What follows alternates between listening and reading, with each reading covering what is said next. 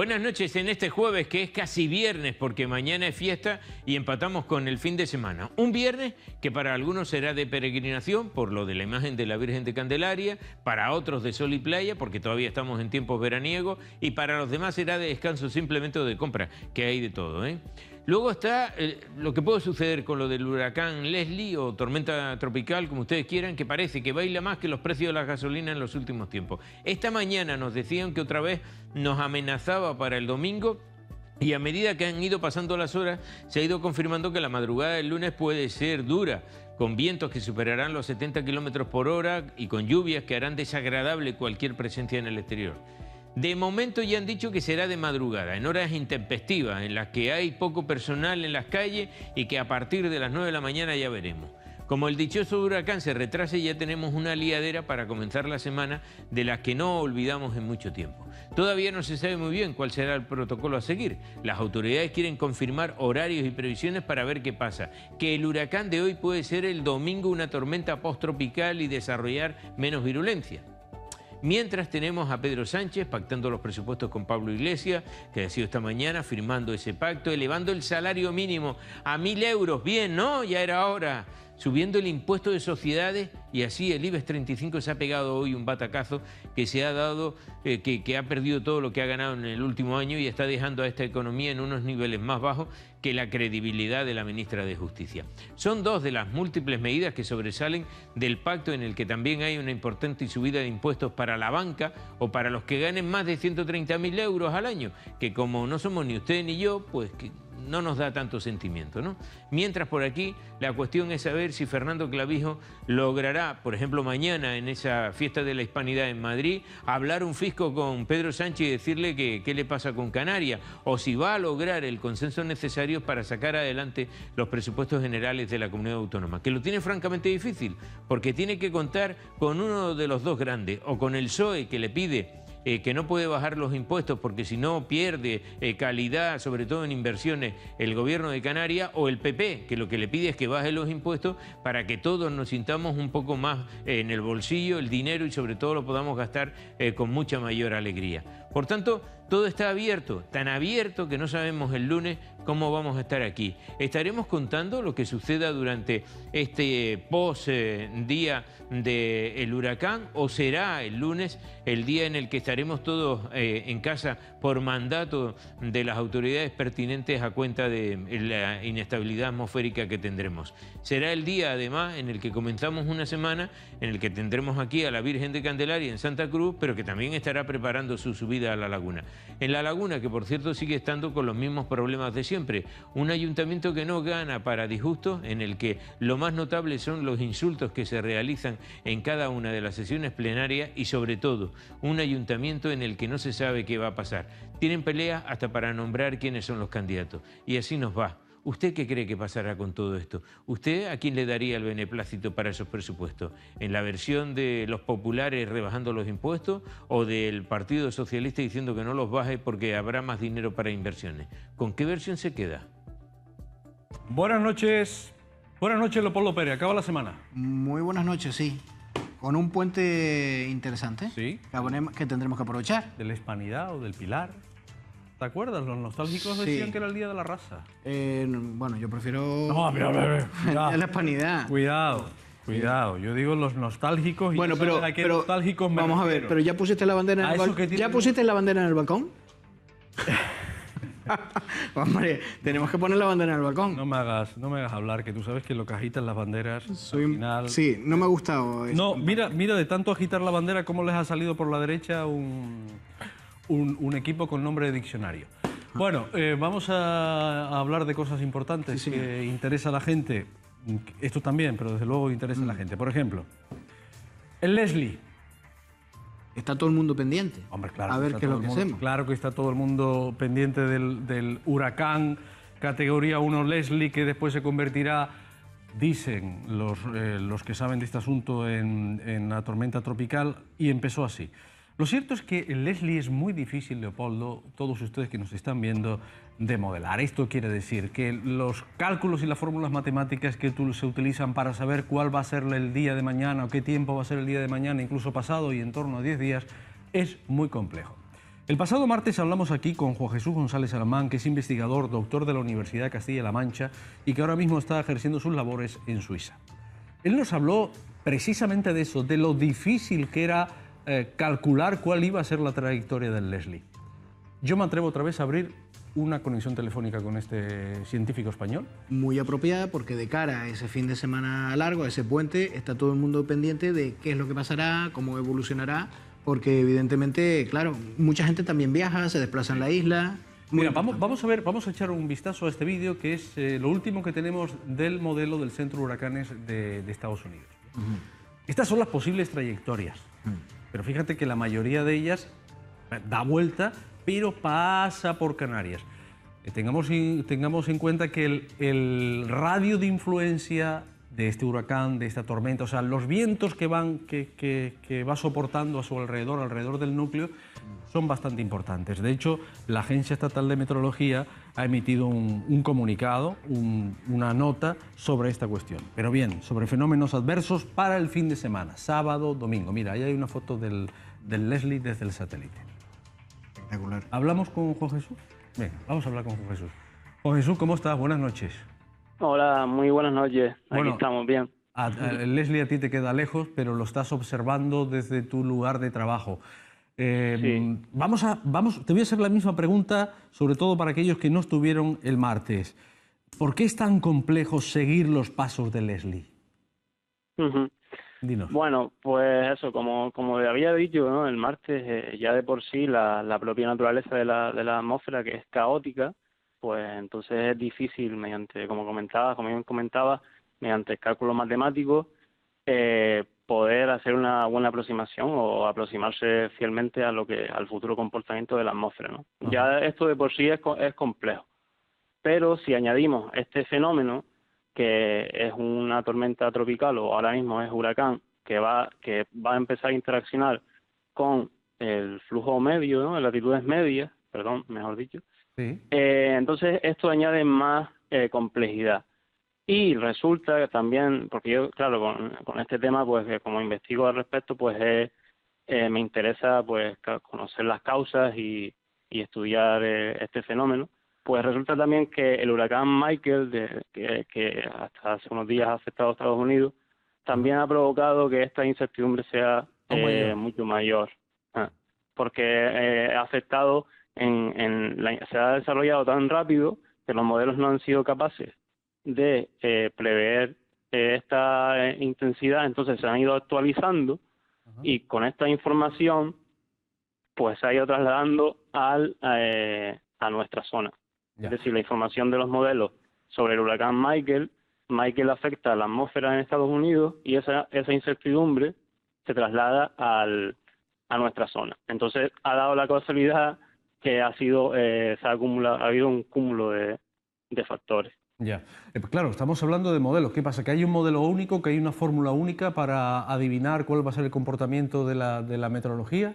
No, es exactamente lo que sucede es que como no sabemos exactamente cómo se comporta la atmósfera, ¿no? De manera exacta, pues entonces se realizan diferentes modelos que son diferentes aproximaciones. Entonces estos diferentes modelos tienen en cuenta esta información con ligeras variaciones y esto es lo que da la incertidumbre o las probabilidades, ¿no? O sea, nos ayuda a saber las probabilidades que existen para que un determinado fenómeno se desarrolle. Entonces, podemos saber, por ejemplo, las probabilidades que existen de que afecte a Canarias, o de que afecte a Madeira, o de que afecte a la península. Me acompaña, como bien sabes, Leopoldo. Adelante, Leopoldo, ¿tienes alguna pregunta? Sí, buenas noches. Hola, buenas noches. Estos fenómenos, por lo que tengo entendido, no son tan habituales. Bueno, hemos sufrido alguna tormenta tropical, pero no son tan habituales como, vamos, en nuestra dinámica atmosférica más común. ¿Por qué se dan estas circunstancias? ¿Por qué un huracán puede llegar hasta estas latitudes y convertirse en una tormenta tropical? ¿Tiene algo que ver el cambio climático? Pues la verdad que es buena pregunta, porque precisamente a ellos en ellos es lo que investigo. Entonces, lo primero que efectivamente no es una región común para el desarrollo de estos fenómenos, pero resulta que con el tema del cambio climático, ¿no? Pues sí que puede empezar a afectar. Ahora, es cierto que no podemos atribuir al cambio climático al hecho de que, por ejemplo, el Delta, ¿no? En el 2005 nos afectara, a fenómenos en concreto. Ahora, que un aumento en la frecuencia suceda, pues en ese caso sí que podría estar relacionado con el cambio climático. Pero, como te digo, en eso es en lo que estoy investigando. Entonces, de momento no se puede dar una respuesta clara. Pero vamos, que por ahí va la hipótesis de partida, es esa, que es el cambio climático el que puede estar afectando a que se produzca cada vez con más frecuencia este tipo de fenómenos en nuestra zona. Sí, y pregunta de nota, aunque para usted seguro que lo tiene fácil de responder. La tropicalización, el calentamiento de la corriente marina fría que afecta a Canarias, ¿tiene algo que ver? ¿Podría ser un factor determinante para que estos fenómenos nos afecten más en el futuro o en un corto futuro? Sí, a ver, por ejemplo, la corriente fría de Canarias, ¿no? Es un factor limitante, porque precisamente por eso también se debilita el ciclón una vez que llega a nuestra zona, porque las aguas son más frías. Lo que sucede es que sí, en el futuro, pues esto se podría, si se debilitan los alisios, que todavía hay incertidumbre al respecto, y se tropicaliza cada vez más el clima de Canarias, pues es posible que cuando lleguen, pues lo tengan más fácil para mantenerse y de ahí afectar en mejores condiciones a Canarias, Madeira y esta zona. Oye, pero vamos, que sí. como te digo, eso, hasta el momento no hay mucha literatura al respecto, entonces en ello es en lo que estoy investigando y eso lo sabremos pues en los próximos años. Vale. Te voy a preguntar ahora sobre cuáles son los escenarios posibles de aquí al fin de semana, que es cuando entraría. Estamos hablando de madrugada del sábado al domingo, esa madrugada del domingo. ¿Cuáles son los escenarios que tú puedes ir viendo ahora mismo? ¿Dónde está? Sí, a ver, hasta ahora mismo tenemos dos escenarios posibles. Uno sería uno menos probable, ¿no? Que sería menos probable, que sería de tal forma que el ciclón llega a Madeira y sufre una transformación, por así decirlo, se va transformando en borrasca, pero no pierde intensidad. Entonces, en ese escenario afectaría más hacia la península. Y el otro escenario que es más probable sería el forma que llega a Madeira y hace como un giro, ¿no? De 180 grados, en el que en ese giro puede alcanzar a las islas occidentales de Canarias, pero ya iría perdiendo intensidad. Entonces, hasta el momento de que llegue a Madeira es cuando el ciclón tendría su naturaleza más o menos intacta. Y entonces Madeira pues podría sufrir un impacto más directo. Ya. Pero en cualquier caso, si llega a Canarias y toca a las islas occidentales, pues en ese caso ya sí que la tormenta iría perdiendo su intensidad y aunque nos afectaría y podría dar algunos fenómenos pues anómalos, ¿no? Precipitación intensa y viento algo intenso, no sería nada extraordinario. Ya, no sería nada. En principio, de momento, como decimos, eso es hasta ahora, pero sigue habiendo incertidumbre, entonces ahí es lo que tenemos que estar pendientes. O sea que vamos, la Agencia Estatal de Meteorología, los americanos tendrán que ir haciendo previsiones ya prácticamente sobre el terreno, Sí. sobre la hora, ¿no? O sea, Sí, el mismo sábado es posible que tengamos varias previsiones. Sí, no, es que los mismos predictores americanos, hubo un predictor ayer que decía que nunca había estado ante esta situación de tanta incertidumbre, entonces ellos se están sorprendiendo con este fenómeno, entonces lo que hay es que hacer ver a la población de que es difícil, es un fenómeno muy complejo y entonces en lo que nos podemos mover es en las probabilidades y la incertidumbre, entonces la cuestión es ir actualizando día tras día, viendo hacia dónde se mueven las probabilidades, hacia cuál va a ser el escenario más probable. Ya. Hombre, entonces, eso lo iremos viendo a lo largo de los días. Preocupa mucho y ya te dejamos, si no tienes ninguna pregunta más. Tenía una más. Vale, una cuestión nada más, entonces preguntas tú la última. Preocupa mucho que, claro, estamos hablando de que estas islas tienen una orografía muy especial, que son muchos barrancos, muchas montañas. El viento preocupa, desde luego, porque el viento se acelera por estas vertientes.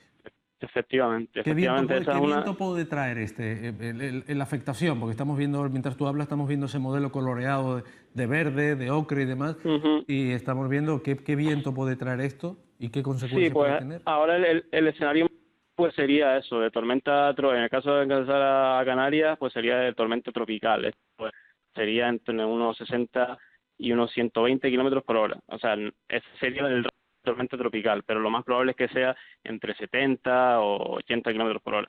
Ya. Eso después se puede acelerar por temas de la orografía, pero vamos, que una borrasca de invierno nos puede dejar eso también, ¿no? Entonces no es un fenómeno muy extraordinario. En Madeira sí que va a haber sí que lo va a haber más extraordinario, porque ya a Madeira le puede impactar algo, incluso con categoría de huracán. Entonces Madeira sí que lo tiene más complicado.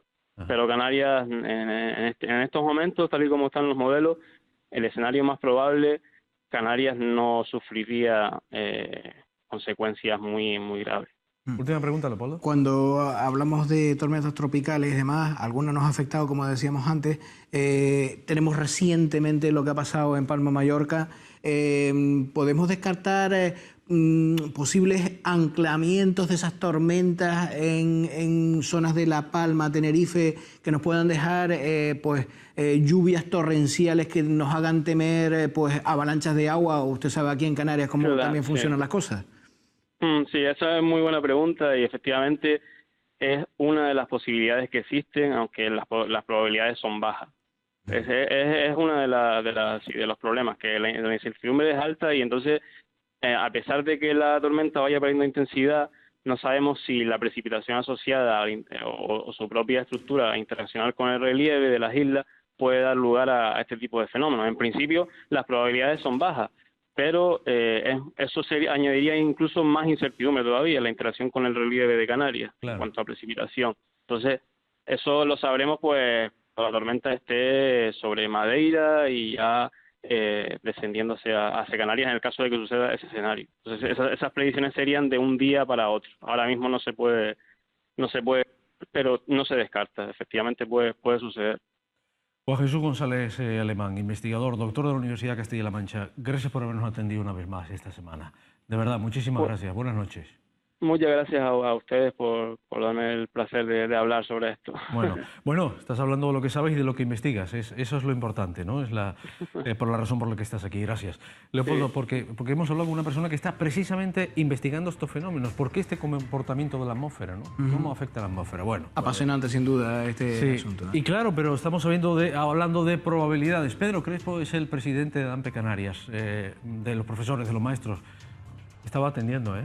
Sí, mucho. Estaba atendiendo de lo que decías. Hablamos con usted de inmediato, si no le importa. Perfecto. Ya está aquí en el plató, ya lo anunciamos. Atención. La semana pasada, Leopoldo, estuvo aquí Juan Carlos Pérez, que es el director insular de Hacienda, hablando de la venta de los casinos. Sí, señor. Bueno, pues hoy, por alusiones, estará Agustín Melián, presidente del Comité de Empresa de Casinos de Playa de las Américas, el secretario de Comunicación de UGT Canarias, en fin, representante de los trabajadores de los casinos. Vienen a dar su visión. Interesante, ¿no? Sí, además... Es nuestro deber, ¿no? Claro. Afrontar la información. Claro, y no solamente eso, después de que pasara por aquí el director insular de Hacienda, hicieron un vídeo en el que iban replicando, un vídeo donde salíamos nosotros, de hecho, sí, donde iban replicando lo que había dicho aquí el director insular. Bueno, pues dijimos, oye, ustedes solo no se queden con el vídeo, vengan a la tele. Vean a la tele y tengan igualdad de oportunidades. Estar aquí esta noche. Va a ser todo muy rápido porque después Pepe Moreno va a entrevistar en Políticamente Incorrecto al alcalde de Santa Cruz de Tenerife. Y tendrá que responder sobre esto. El Instituto Canario de la Vivienda ha pedido al Banco Santander, a las entidades inmobiliarias, la paralización inmediata de los desahucios. Ayer hablamos aquí con las representantes de los vecinos. Estamos hablando del barrio de Añasa, así como la prórroga de los contratos a los inquilinos, además de toda información sobre el posible proceso de compra-venta de las viviendas, pero el ayuntamiento, de momento, no ha obtenido respuesta. Si el Banco de Santander y las inmobiliarias dependientes de esta entidad, Luri 6, Sociedad de Inversiones Inmobiliarias y Altamira Asset Management SL, no facilitan la información sobre la titularidad actual de los inmuebles incumplen la regulación vigente en materia de vivienda protegida del Gobierno, este va a iniciar los procedimientos sancionadores oportunos, según indica en un comunicado precisamente el Ejecutivo. Dicho esto, solicitada por parte del Banco Santander, la Consejería de Empleo, Obras Públicas y Vivienda del Gobierno de Canarias ya estudia también iniciar otras acciones legales previstas para exigir que esa documentación obre en su poder, que les llegue. La Consejería tiene autoridad, dicen ellos, y la tiene, para iniciar todas las actuaciones que contempla la ley para proteger a las 358 familias. Atención, que se están viendo afectadas, según indica el Ejecutivo, que no va a permitir que ningún hogar se vea afectado por un presunto incumplimiento de la normativa de vivienda protegida. El ICABE recuerda que al tratarse de viviendas de protección oficial en régimen especial hasta 2021, la entidad bancaria debe notificar a los inquilinos si se va a producir una venta, un proceso en el que el gobierno canario tendría opción de compra prioritaria, tal como contaba ayer aquí Inma Évora. ¿Qué ha pasado en esta historia? ¿Qué es lo que ha ocurrido? ¿Fondo buitre? Sí. Yo no quería utilizar esa expresión. Se ha dicho aquí. Pero claro, todo parece indicar que la especulación de la avaricia bancaria no tiene moral. No tiene límites. No tiene moral. Porque esto es una cuestión de moral, de ética, ¿no? De principios. Y bueno, yo creo que las instituciones canarias, las tinerfeñas, tienen que hacer lo que están haciendo. O sea, no se puede tener el dinero de todos en entidades que van en contra de los intereses de los más débiles de la sociedad. Así de claro. Es una responsabilidad de las instituciones. Recordemos, el gobierno tiene derecho de tanteo. Todos los contratos, tal como se decía aquí anoche, cualquier contrato que firmen estas entidades con estas personas tenían que haber sido supervisados por el gobierno de Canarias. Y no, parece que no fue así. Tenían que haber sido supervisados por el gobierno de Canarias. Porque cuando tú eres un promotor y pides la protección de VPO, porque tienes unas garantías. Evidentemente. Unas garantías para pedir un préstamo, unas garantías para comprar el suelo, unas garantías para que te cedan el suelo público, etc. O sea, que parte de eso viene de nuestros impuestos. Exactamente.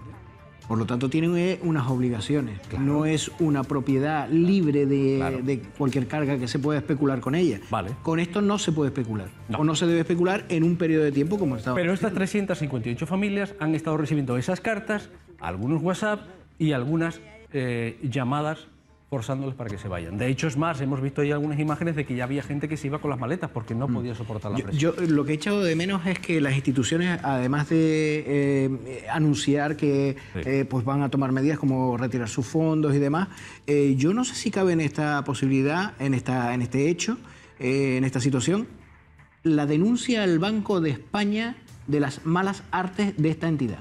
Bueno, vamos a ver cuál es el procedimiento. Yo espero, es que a estas cosas hay que meterle mano. Y la entidad reguladora de los bancos es el Banco de España. Lo primero que ha hecho el gobierno de Canarias y el ayuntamiento es Santander y sus filiales, denme los papeles. ¿Qué es lo que está pasando? Pásenme la documentación. La documentación hoy no ha llegado, mañana es fiesta, vamos a ver si llega el lunes o llega el martes. Se estudiará la documentación y a partir de ahí el ayuntamiento y el gobierno empezará con las acciones pertinentes. Bueno, Para que quede claro, ¿qué Venga. banco es? Santander. Santander, el Banco Santander. Apúntenlo, Banco Santander, esas son las artes.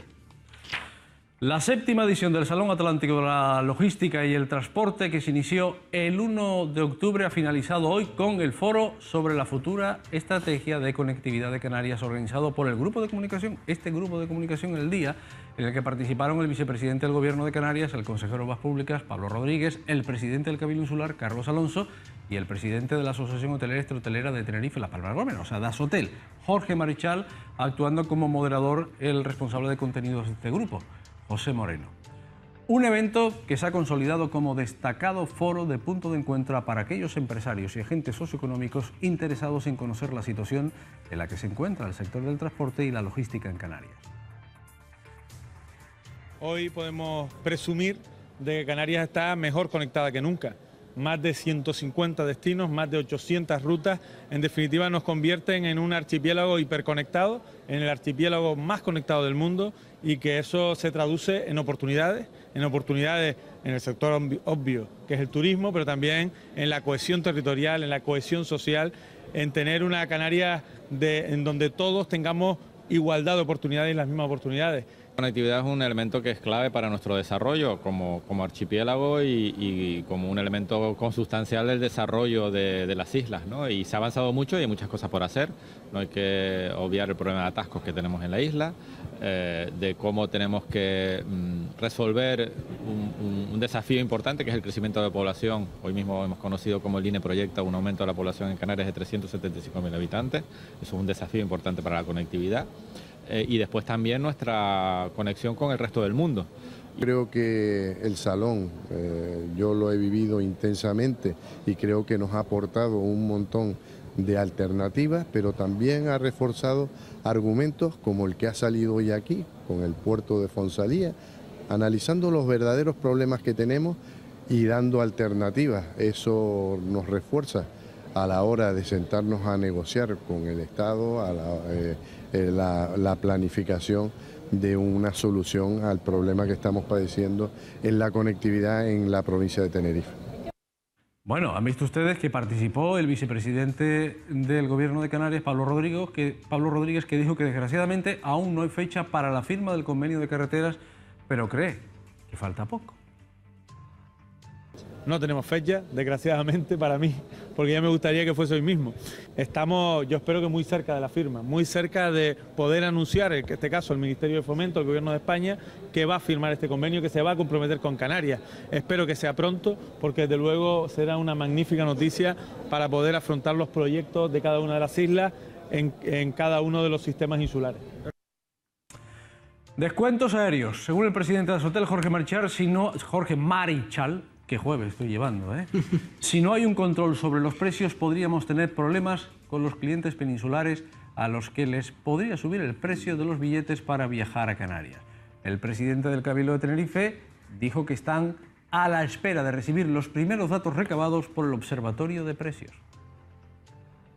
Si no tenemos férreo control sobre la fijación de precios y cómo van a evolucionar tanto las capacidades como los precios con el corredor nacional, es decir, Canarias Península, podríamos tener algún problema inconveniente con uno de nuestros principales clientes, que son los peninsulares. Estamos hablando que solamente en Tenerife es prácticamente 1 millón de personas todos los años, y que si los precios se desmandan en una escalada desorbitada, pues podemos tener problemas, puesto que venir a Canarias se puede convertir en prohibitivo para una familia peninsular que pretenda pasar aquí sus días de vacaciones, ¿no? Pero si esto no se controla y se obliga también a esas compañías a aumentar la capacidad, los precios van a subir, y eso hará que el coste de oportunidad para un canario sea siempre mucho más favorable que para un peninsular a la hora de comprar un billete, que a nosotros 150 euros nos puede parecer un buen precio a los residentes, pero a los peninsulares irse a 600 euros por venir a Canarias, una familia de 4 personas, 600 por 4, pues puede ser un poquito prohibitivo, ¿no? En la medida en que suban los precios, no solo para nosotros, también va a subir para el turista que nos visita desde la península, y es también un elemento que tenemos que vigilar. Por eso hemos decidido, a través de Turismo de Tenerife, constituir ese observatorio de precios. Ya estamos empezando a trabajar y espero que los primeros datos los podamos tener al final de este mes. Estas fueron las declaraciones que se recogieron después del claustre, después de lo que ocurría esta mañana. Ese debate muy interesante fue grabado por El Día Televisión. Lo vamos a emitir este sábado a las 10 de la noche. No se lo pierdan. Bueno, está aquí este señor que presentamos antes, don Pedro Crespo. Muy buenas noches, presidente de AMPE Canarias. Ya empezó el curso, hace un rato, ¿eh? Sí. Hace un rato que empezó. Bueno, ¿todo bien? Sí, relativamente bien. Sí. Sí. Como siempre, con cuestiones a mejorar. ¿Con el gobierno bien? Bueno, relativamente bien. ¿Están mejor que el año pasado? Pues yo creo que estamos más o menos igual. La deficiencia... Pues si el año pasado se quejaban ustedes, seguirán con las mismas quejas. Sí, las quejas son prácticamente las mismas. Es verdad que todo está en función de con lo que lo compares, ¿no? Si lo comparamos con la realidad de hace 5 o 6 años, pues estamos mejor. Ya. Bueno, fuera, es pero... evidente, pues sí, pero si lo comparamos con la realidad en algunos aspectos de hace 10 años, pues estamos peor. Ya. Es así.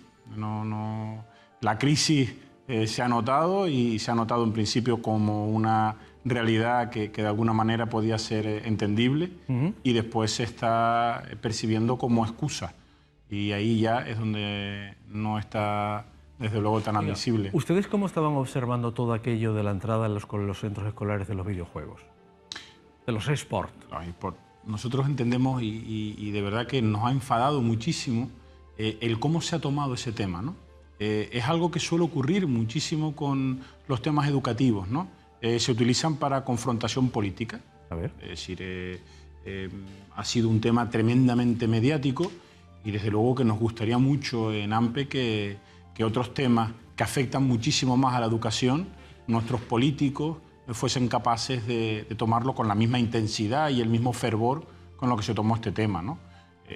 Si hablamos del fondo de la cuestión, nosotros entendemos que evidentemente no se puede hablar de cuestión deportiva, que fue una de las primeras cuestiones que se planteó para nada, y siempre que esté, ese es nuestro punto de vista, inmerso en la programación, siempre que se intente trabajar con la obtención de determinadas cuestiones a nivel digital, que competencia digital, que se trabaje también el tema de igualdad, planteando que no son juegos para niños unos y para niñas otros. Hay determinadas cuestiones y que se plantee desde una evaluación, nosotros no lo vemos como una cuestión necesariamente negativa. Sí es cierto que la inversión económica no nos parece del todo adecuada, fue quizás excesiva, ¿no? Eso sí que es quizás la principal pega que ponemos, pero lo otro no lo vemos como otras cuestiones que se plantean. De hecho, hay compañeros en los centros que son los que han sido promotores también. ¿Pero ustedes conocieron como sindicato, conocieron el proyecto? No. Eso sí que fue crítica. Es decir, eso sí lo criticamos también al principio. Como muchas otras cuestiones, no se nos hacen llegar. Entonces ustedes estaban oídas por la prensa. Y todavía vamos a ver. La consejera, he escuchado yo declaraciones que dice que ha hablado con todo y se le presentó en su momento este proyecto a todos los, agentes que intervienen en el mundo educativo. Ustedes me dicen, ustedes son uno de los sindicatos más importantes, si no el más importante. ¿A ustedes no hablaron? Es decir, la consejera mintió en su momento. Si dijo, yo no oí las declaraciones, si dijo que se lo había presentado a los sindicatos, entonces... Bueno, a los agentes que intervienen en el mundo educativo, ustedes son una pata importante. Evidentemente, es interpretativo. Ya entiendo que, porque desde luego a nosotros no se nos hizo llegar ni como sindicato mayoritario de la enseñanza pública en Canarias, ni en mesa sectorial. Se puede interpretar que no es una cuestión de negociación de condiciones laborales y por ahí a lo mejor hay otras cuestiones que tampoco son de negociación y sí se nos hace llegar y nosotros entendemos que es conveniente para poder opinar.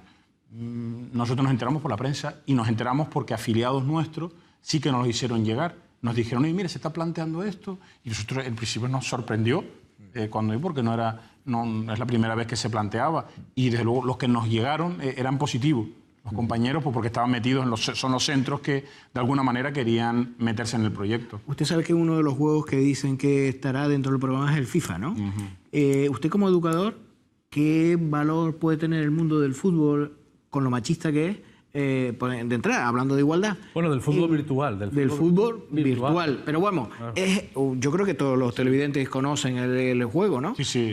¿Qué valores cree usted a priori que puede tener un juego como este para introducirlo como...? Pues quizás precisamente en la línea que comentaba antes, si es que al final se plantea como planteamiento precisamente de igualdad. Es decir, ¿por qué tienen que ser los chicos los que vayan a jugar con el juego? Se podría plantear que fuesen las chicas las que participan, las que hacen ligas, no lo sé, depende de cómo se plantee. Nosotros, desde luego, sí que estamos con este tema muy a la expectativa de la evaluación, o sea, cómo se evalúe. Y que de verdad, porque queremos tener constancia de que forma parte de los programas de las diferentes materias. O sea, esto va a ser como una actividad extraescolar, pero está inmersa también en el currículo que tenemos que desarrollar los docentes. Entonces, confiamos en que así sea. No se nos ha dicho verbalmente qué va a ser. Esperemos que cumplan lo que dicen. Yo pregunto, el nivel de tecnificación de las aulas, en definitiva, ¿ustedes disponen de ordenadores suficientes, actualizados para poder introducir a los chicos en lo que va a ser su herramienta de trabajo en cualquier ámbito de la vida que elijan? ¿Tienen suficientes equipos informáticos actualizados como para, a lo mejor, estos equipos informáticos son caros porque tienen que tener unas características que muevan esos juegos? ¿Nos podemos permitir el lujo de dar el salto para los juegos? ¿Tenemos el nivel básico cubierto de informática, por ejemplo, en los institutos? Si me permites, no el que van a tener, el que tienen. Es decir, la realidad ahora mismo, a nivel comunicativo, a nivel incluso formativo, va muy en la línea de unos equipos informáticos mínimos. En los centros educativos con carácter general en nuestra comunidad autónoma no. Es decir, hay centros que sí que tienen equipos actualizados, pero queda mucho, mucho por avanzar. Vamos, hay determinados centros que da vergüenza, ¿no? Lo siguiente, es decir, incluso la propia línea que tienen, es decir, vamos, se hace en ocasiones imposible el poder acceder de una manera eficiente. Que se ha mejorado en relación a los últimos años, sí es cierto que este curso y el curso anterior se han dado un pequeño salto en relación a lo anterior, pero queda muchísimo por caminar. Vamos. No hay un nivel óptimo para que ustedes puedan desarrollar y cultivar esas, digamos, esas aptitudes. De forma generalizada, no, para nada, para nada, para nada. O sea, queda mucho por caminar. Usted decía, bueno, sí, continúa, por favor. Usted decía que más o menos el curso ha empezado, bueno, como el año pasado, bien, vamos a decirlo así, pero yo me pregunto, los profesionales de apoyo al profesorado. Yo tengo entendido que, por ejemplo, los intérpretes de lengua de signos no se han incorporado todavía en lo que llevamos de curso a apoyarles a ustedes. Es un recurso fundamental cuando hay un chico pues, que tiene una deficiencia visual, una deficiencia auditiva. ¿Eso está o no está? No, es decir, hasta la fecha, al menos la información que tenemos es que aún no se han incorporado. Es decir, pero vaya, ese aspecto y otros que afectan a mucho más al profesorado. Nosotros... Pedagogos, psicólogos... Sí, es decir, la plantilla sí que se incorporó relativamente en fecha en relación a cursos anteriores. Por eso la valoración, si lo miramos hace 4 o 5 cursos, ha mejorado. Es verdad que cuando comenzaron las clases, tanto en las etapas de infantil primaria como en secundaria, pues estaba el 90 y pico largo por ciento de la plantilla incorporada, ¿no? Es decir, eso es verdad. Es decir, y las cosas que hay que decir positivas, al menos nosotros las decimos. Ahora bien, nosotros entendemos que el sistema educativo en nuestra comunidad autónoma tiene mucha deficiencia en lo que hablamos a nivel de personal, si lo comparamos con otras comunidades autónomas. Básicamente hablamos de las ratios, que implican directamente a lo que es la plantilla, y medidas de atención a la diversidad, que es posibilitar el que se desarrollen la atención adecuada a los alumnos en función de sus necesidades. Y hay otra cuestión que es evidente y que está también relacionada, que es el horario lectivo, que se tiene especialmente el profesorado de secundaria, que si bien prometen, porque a nivel nacional se ha prometido, pero desde luego nosotros no lo hemos cumplido, y otras comunidades autónomas sí, el horario lectivo del profesorado de secundaria, de poder tener ya las 18 horas lectivas, no para trabajar menos, como se ha planteado en absoluto, es para poder desarrollar proyectos que son muy necesarios en los centros y que ahora mismo pues, nos vemos imposibilitados a poder desarrollarlos, pues, porque la carga horaria se hace muy pesada, con 20 horas, y no da tiempo para poder desarrollar estos proyectos. La crisis ha influido precisamente en, bueno, hemos escuchado en algunas ocasiones, aunque ya últimamente no se lo oigo decir, el tema de la importancia de los idiomas, el tema de la importancia de pues atender las altas capacidades. ¿La crisis ha cercenado esos programas? Hombre, cuando hablamos de idiomas, parece que no, ¿verdad? Porque sí que ha sido una de las grandes apuestas de este gobierno, desde luego discutible bajo nuestro punto de vista, porque no era para nada, desde el punto de vista de AMPE, una prioridad. Hay otras prioridades que algunas he citado ya. Competencias básicas, ¿no? Claro, lo básico, es decir, el poder atender a alumnos con dificultades, las medidas de atención a diversidad a las que aludía. Es decir, eso para nosotros es básico. El poder tener unas ratios algo más reducidas de las que tenemos, no estar a 30 alumnos en las clases. 35, ahora mismo en Canarias la ratio son 30-35. Sí, dependiendo de la etapa educativa. ¿Cuál es la óptima? Pues nosotros tenemos que decir que cuanta menos mejor, pero una ratio, hablando de infantil primaria, secundaria, de unos 20 alumnos, sería, bajo nuestro punto de vista, vamos, deseable. Cuanto menos mejor, evidentemente, porque mejor se va a poder atender a esa diversidad. Y después también con planteamientos que no solamente es que haya menos alumnos, sino también posibilitar grupos flexibles, posibilitar la docencia compartida, que en un aula haya 2 docentes atendiendo simultáneamente. Hay muchas medidas que se podrían plantear si al final existiese esto que planteamos, que es ese aumento de plantilla y esa disminución de horario lectivo. Señor Crespo, ¿ustedes sí han estado representados en la mesa sectorial? Sí, sí. Bien. Entonces la noticia de hoy es que se convocan plazas para 2019. Estamos hablando de 1.210 plazas. Sí. Ese es un acuerdo entre ustedes y el Gobierno de Canarias. Correcto. Voy a decir, se convocan especialidades en educación infantil 169 plazas. ¿Son todas las que están? ¿Son todas las que deben ser? A ver, se podría plantear muchas más plazas y también se podrían plantear menos. Nosotros entendemos que es un número adecuado, con carácter general. Habían algunos matices que le hicimos llegar ayer al viceconsejero en la mesa sectorial en algunas especialidades. Le pedimos tiempo para poder estudiarlas porque a nosotros se nos entregó directamente en la mesa sectorial la propuesta de la Administración. Viendo, o sea, partiendo de los datos que teníamos previamente, se acercaba. Como digo, solamente algún matiz en alguna especialidad de deslizar. Luego, en este tema sí que valoramos positivamente el hecho de que se haya puesto esta fecha. Es impresentable lo que ha ocurrido en otros cursos y muy reciente. Es verdad que también a veces por culpa de que no se aprobó la ley de presupuestos a nivel nacional, la razón es X. Pero la gente que se estaba preparando a las oposiciones, tanto interinos como gente de fuera, se enteraban en el mes de marzo, abril, incluso en el mes de mayo, si iba a haber o no de su... Es impresentable. O sea, que ahora mismo en el mes de octubre esté la confirmación de que va a haber plazas del cuerpo de maestros, también cuerpo de inspectores, de todas las especialidades salvo alemán, nosotros eso lo valoramos positivamente, desde luego. Sí, porque voy a decir, educación primaria, 283 plazas, ¿no? Son las que vendrían. Tenemos lengua extranjera inglés, 283, lengua extranjera francés, 50, educación física, 130, música, 65, educación especial PT, 185. Estamos hablando aquí en este caso de educación especial PT y educación especial AL, 35. Sí, número más o menos. Hay algunos matices, como digo, educación física quizás, pero bueno, nosotros le pedimos a la Administración un poco de plazo. Al final no se posicionó del todo y nos hemos visto hoy que ha sacado ya la propia Administración en información las plazas.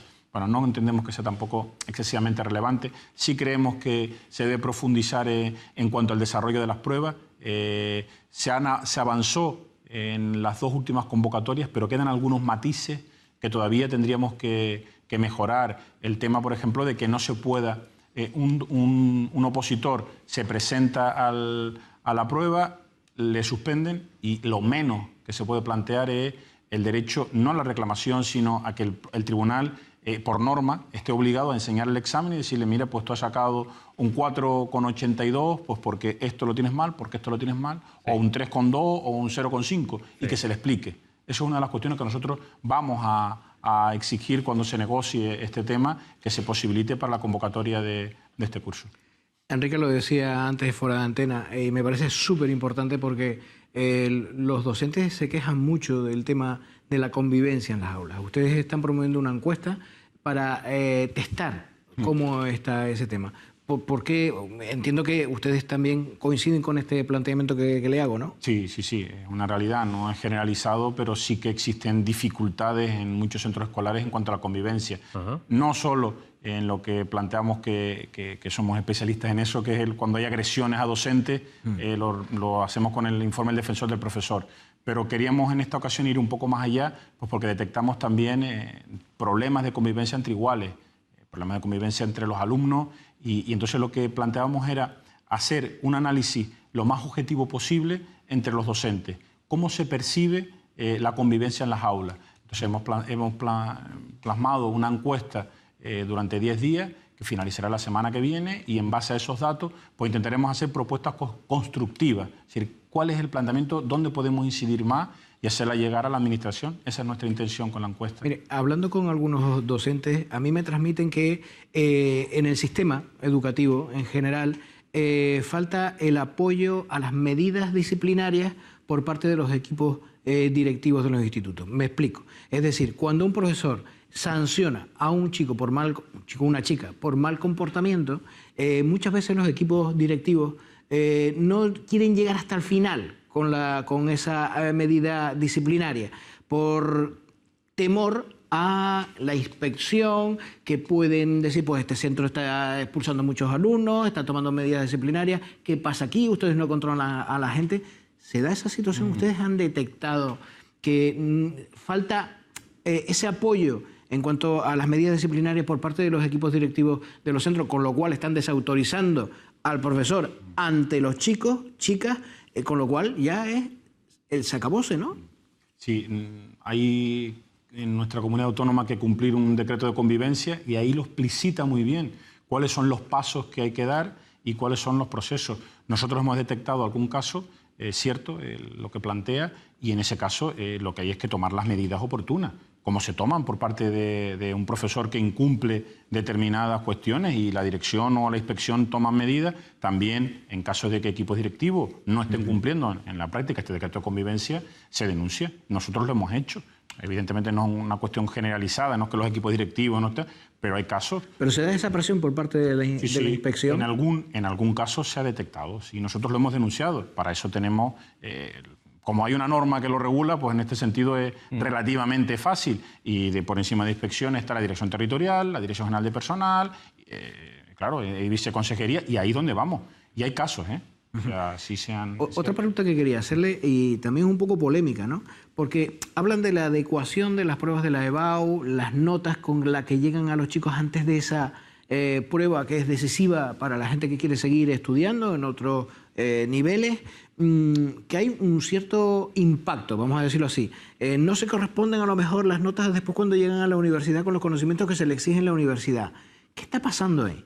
Porque también conocerá hace unos meses que se hablaba del tema de que esas notas parecían un poco infladas, ¿no?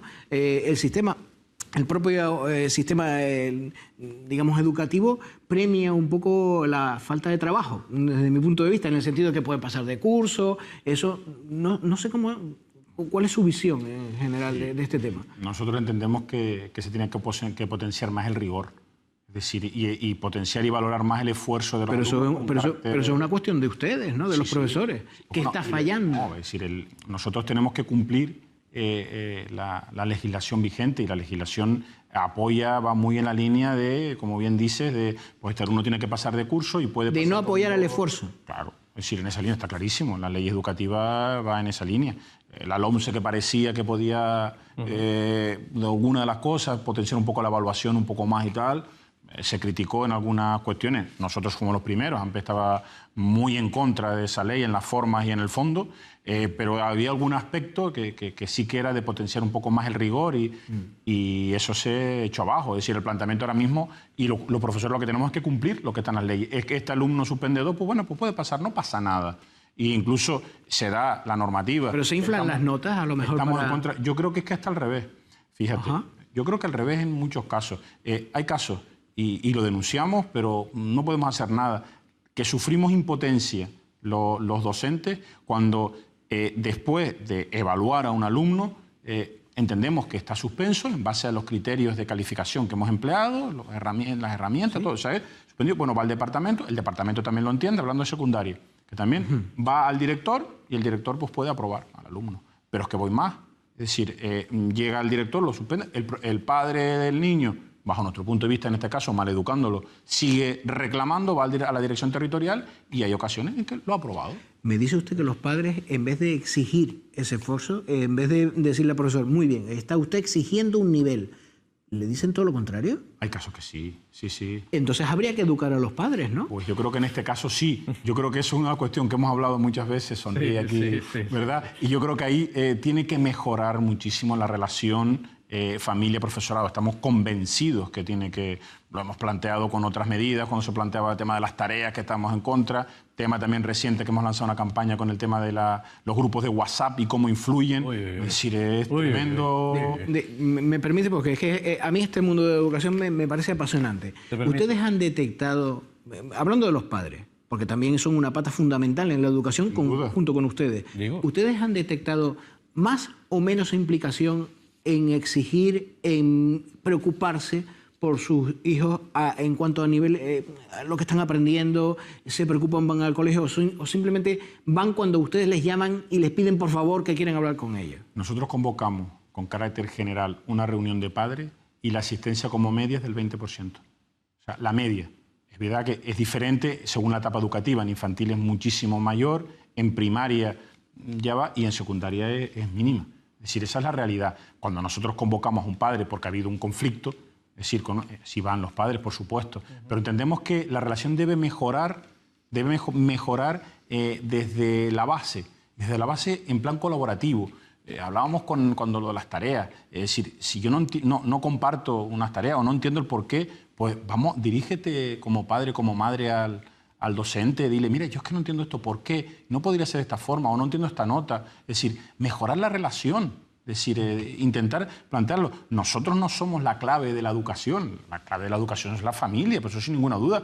Los docentes colaboramos en la educación, pero los verdaderos promotores deben ser los padres y la madre, sin duda. Yo me pregunto, ante todo este panorama que hemos estado comentando aquí, el nivel del profesorado del síndrome del quemado, ¿ustedes están quemados ante este panorama que la verdad es que no se los ponen fácil para poder ejercer su profesión? Yo creo que lo que nos salva es la vocación. Yo creo que en general el profesorado, especialmente de la enseñanza pública, que es el que controlamos, tiene mucha vocación. Si no, no podríamos salvarlo. Es decir, porque evidentemente, aunque se han planteado algunas medidas de mejora, aún estamos muy lejos. Planteaba el ejemplo del profesorado de secundaria, pero es que nos podemos ir también a primaria. Es decir, quitando el programa Impulsa, que es verdad que ha sido una pequeña ayuda, faltan profesorado de apoyo. Es decir, tenemos una carga lectiva excesiva, burocracia, quemado no, pero vamos, a lo mejor cerca sí. Tengo que terminar ya y además, muy brevemente, por favor, profesorado interino, las reivindicaciones. Y además estamos ahora mismo en la antesala del concurso general de traslados, que en este caso es a nivel estatal. Dos aspectos. A ver, rápidamente. Profesorado interino. Es decir, estamos hablando de un profesorado que hay que proteger. Hay que proteger pues porque tiene una antigüedad y en cualquier empresa se valora la antigüedad y además se valora la experiencia, la formación que ha adquirido. Es decir, nosotros entendemos que desde ahí hay que proteger en lo posible. Cuando se plantean sistemas de acceso a la función pública, oposiciones, nosotros entendemos que hay que protegerlo. Y no con este planteamiento ir en contra de gente de fuera del sistema que quiera acceder. En Canarias cada año se jubilan entre 700 y 1000 docentes. O sea, hay plazas. Lo que no se puede es plantear un sistema en el que se pueda dar la circunstancia de que un interino que lleva trabajando 15, 20 años, mayores de 55, de 60 años, pues se pueda ver en la calle. Hay que protegerlo y cuando planteamos propuestas van en esa línea. Y lo del concurso de traslado que planteas, que va a ser a nivel nacional, sí. Ahora mismo, sistema fundamental que permite la movilidad de los funcionarios de carrera, abierto, evidente, a funcionarios de otra comunidad autónoma, pero no es algo que nos preocupe excesivamente porque siempre el saldo es favorable a nosotros, es decir, favorable en el sentido de que es más gente la que se va de nuestra comunidad autónoma que la que viene. Por tanto, a nivel de plaza, de lo que estamos planteando, de trabajo para la gente de nuestra tierra, pues no afecta realmente en negativo. Pedro Crespo, gracias. Buenas noches. Nada. Buenas noches. Tú no te vas todavía. No, me quedo un ratito más. Hombre, vamos a hablar de los casinos, de la venta de los casinos del Cabildo de Tenerife. De inmediato.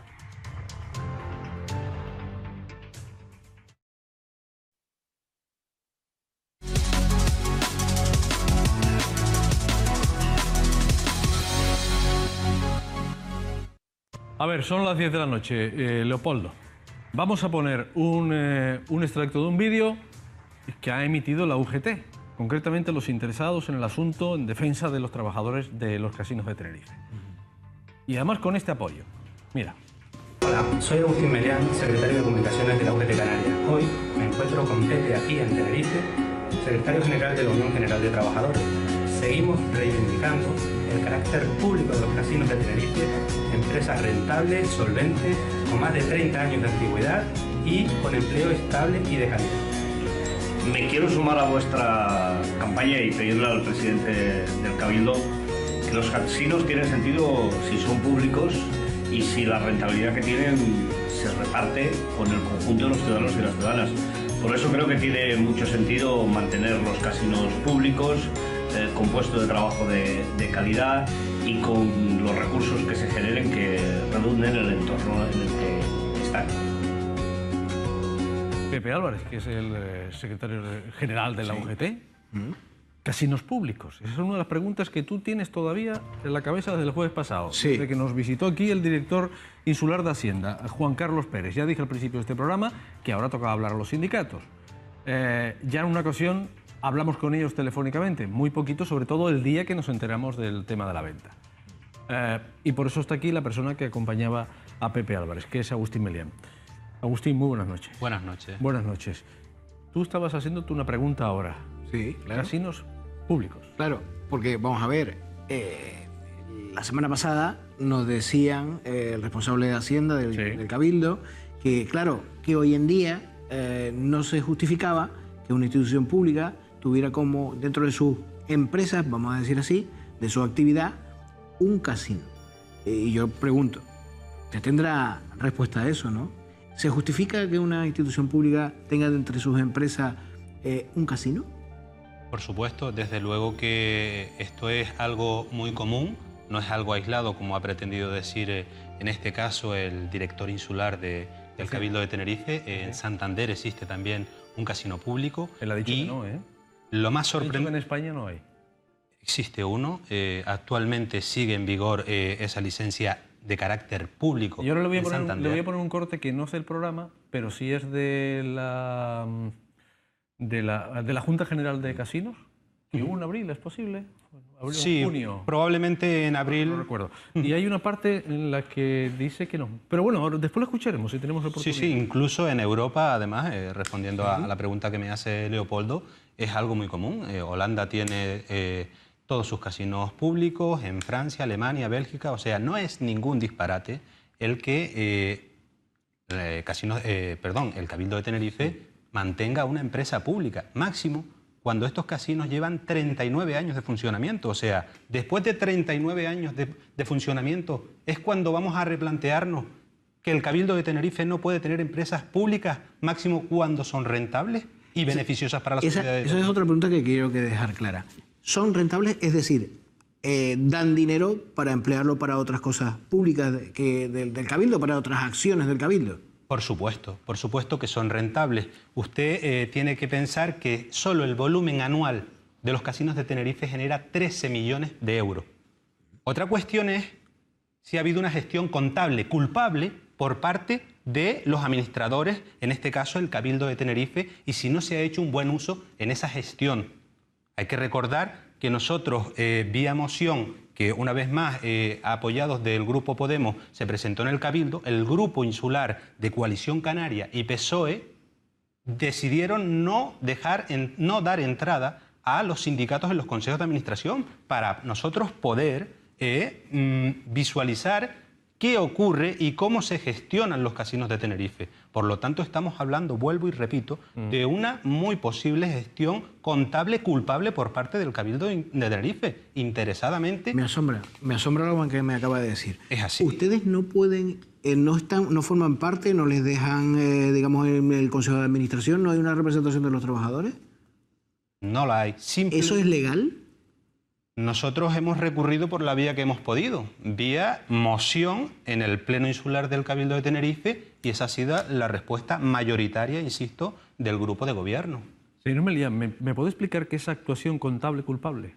Hombre, una gestión contable culpable significa que muy probablemente haya habido un desvío de un dinero, el cual nada tenga que ver con la gestión propia de un casino en este caso.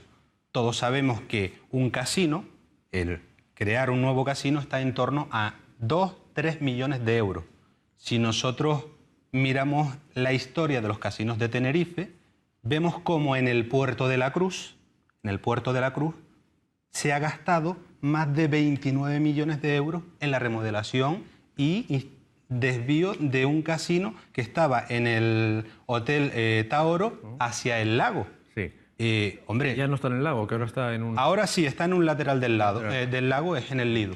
Entonces, si nosotros no podemos entrar directamente en los consejos de administración para estar informados de primera mano, y nosotros sí vemos en los medios, porque sale publicado en el BOE esta información que yo le estoy diciendo, solo nos quedan dos opciones, ¿no? Una, imaginárnoslo, o otro, confirmar que puede haber una gestión contable culpable por parte del Cabildo y que este pueda ser uno de los motivos por los cuales se quiera desquitar de unas empresas totalmente rentables y que revierten a la sociedad de Tenerife. Porque yo soy representante de los trabajadores, pero es que no solo es el problema de a cuántas personas va a afectar en su puesto de trabajo dentro de los casinos.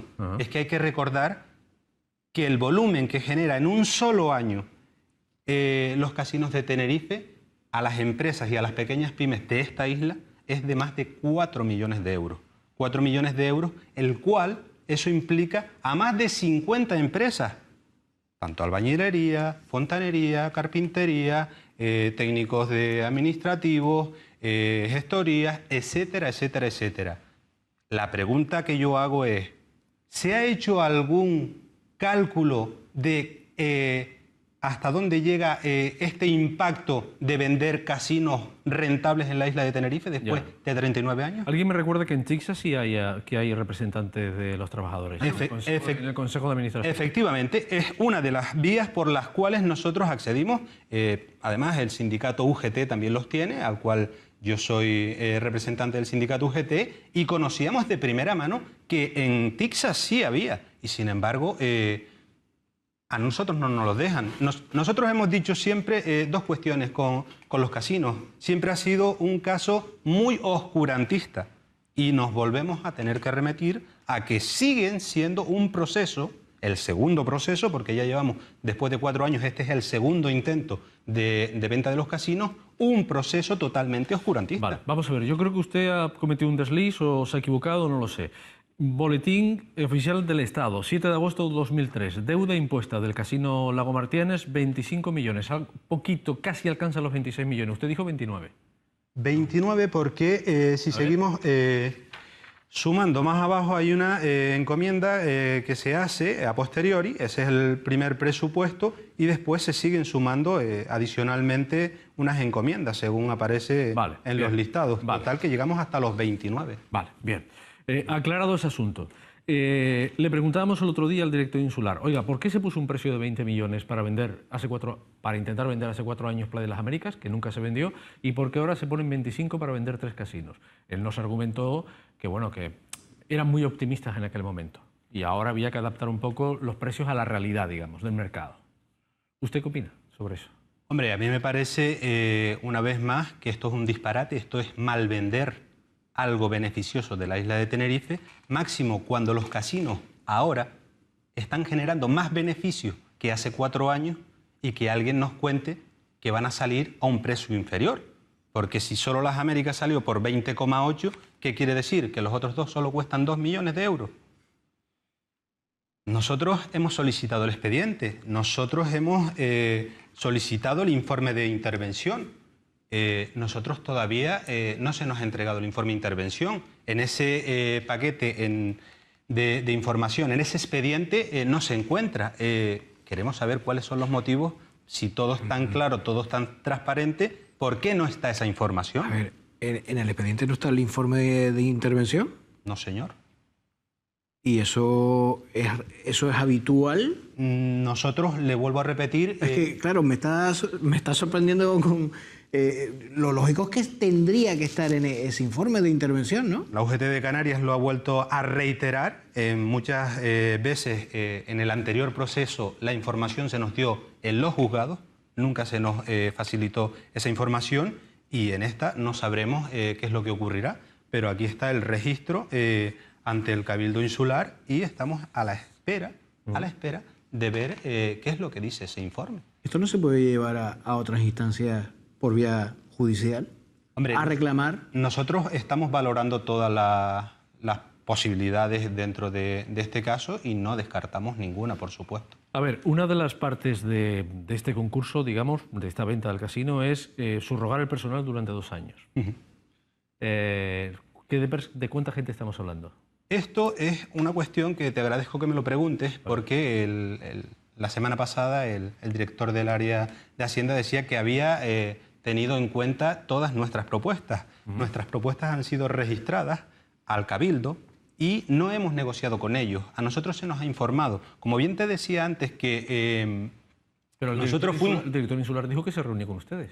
Se reunió, pero reunirse no es negociar. Aquí las actas, en la primera en la que nosotros estuvimos, cuando se nos remite a la gerencia de la empresa, aparecen los no conformes. Esto es un acta. Esto es actuar con alevosía y premeditación. Esto es intentar dar visibilidad y querer interpretar o dar apariencia de formalidad a un proceso el cual no lo es. negociar es sentarnos a negociar. Si tú vas a una mesa en la cual tú dices, oiga, 2 años, como usted me acaba de decir, no, 2 años no, porque aquí hay mucho personal con 50 años de edad que dentro de 2 años va a tener un difícil futuro laboral en esta isla, máximo dentro del sector del juego. No, es que más allá de eso no vamos a llegar. Bueno, pues si usted lo quiere elevar, que es lo que dice el acta en sí, se eleva al Cabildo. Esto no es nuestra propuesta. Nuestra propuesta de máxima garantía ha venido a responderse diciendo que no se podía porque por muchísimas cuestiones, y firmado por el señor director del área, don Juan Carlos Pérez Frías, en las cuales, habida cuenta, se vulneraban los derechos empresariales, resumiendo las cuestiones. Entonces, ¿de qué es lo que estamos hablando? ¿Estamos intentando dar una imagen ante la sociedad de Tenerife donde somos espléndidos, donde somos transparentes y realmente hacemos lo contrario? Eso es lo que hay que preguntarle a la sociedad de Tenerife. ¿Qué está pasando? ¿Cuál es el verdadero interés de la venta de los casinos? Empresas públicas rentables después de 39 años de antigüedad. Vale, vamos a hacer una cosa, si me permite. Nos vamos a ir un momento a la Junta General del Casino. Esto es en el Salón de Plenos de la Corporación Insular. Junio, julio, es que junio o abril, es que tengo la duda ahora, pero bueno, fue la última. Entiendo que será un anual, entiendo. Fue la última, sí, fue la última.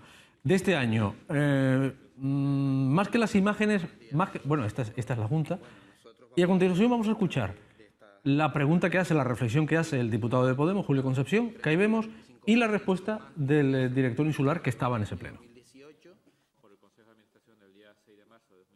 Cuando la cuenta de resultado estimado para 2017 y 2018 apuntan un beneficio de 2,1 millones y 2,9 millones de euros, que sumarán más de 5 millones de euros en beneficio para este periodo. Es decir, son beneficios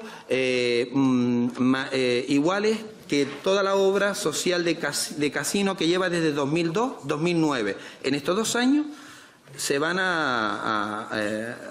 vamos a obtener más de 5 millones de euros de beneficio, y la obra social en el tiempo que estuvo activa durante 2002-2009 fue de 5.043.000 euros.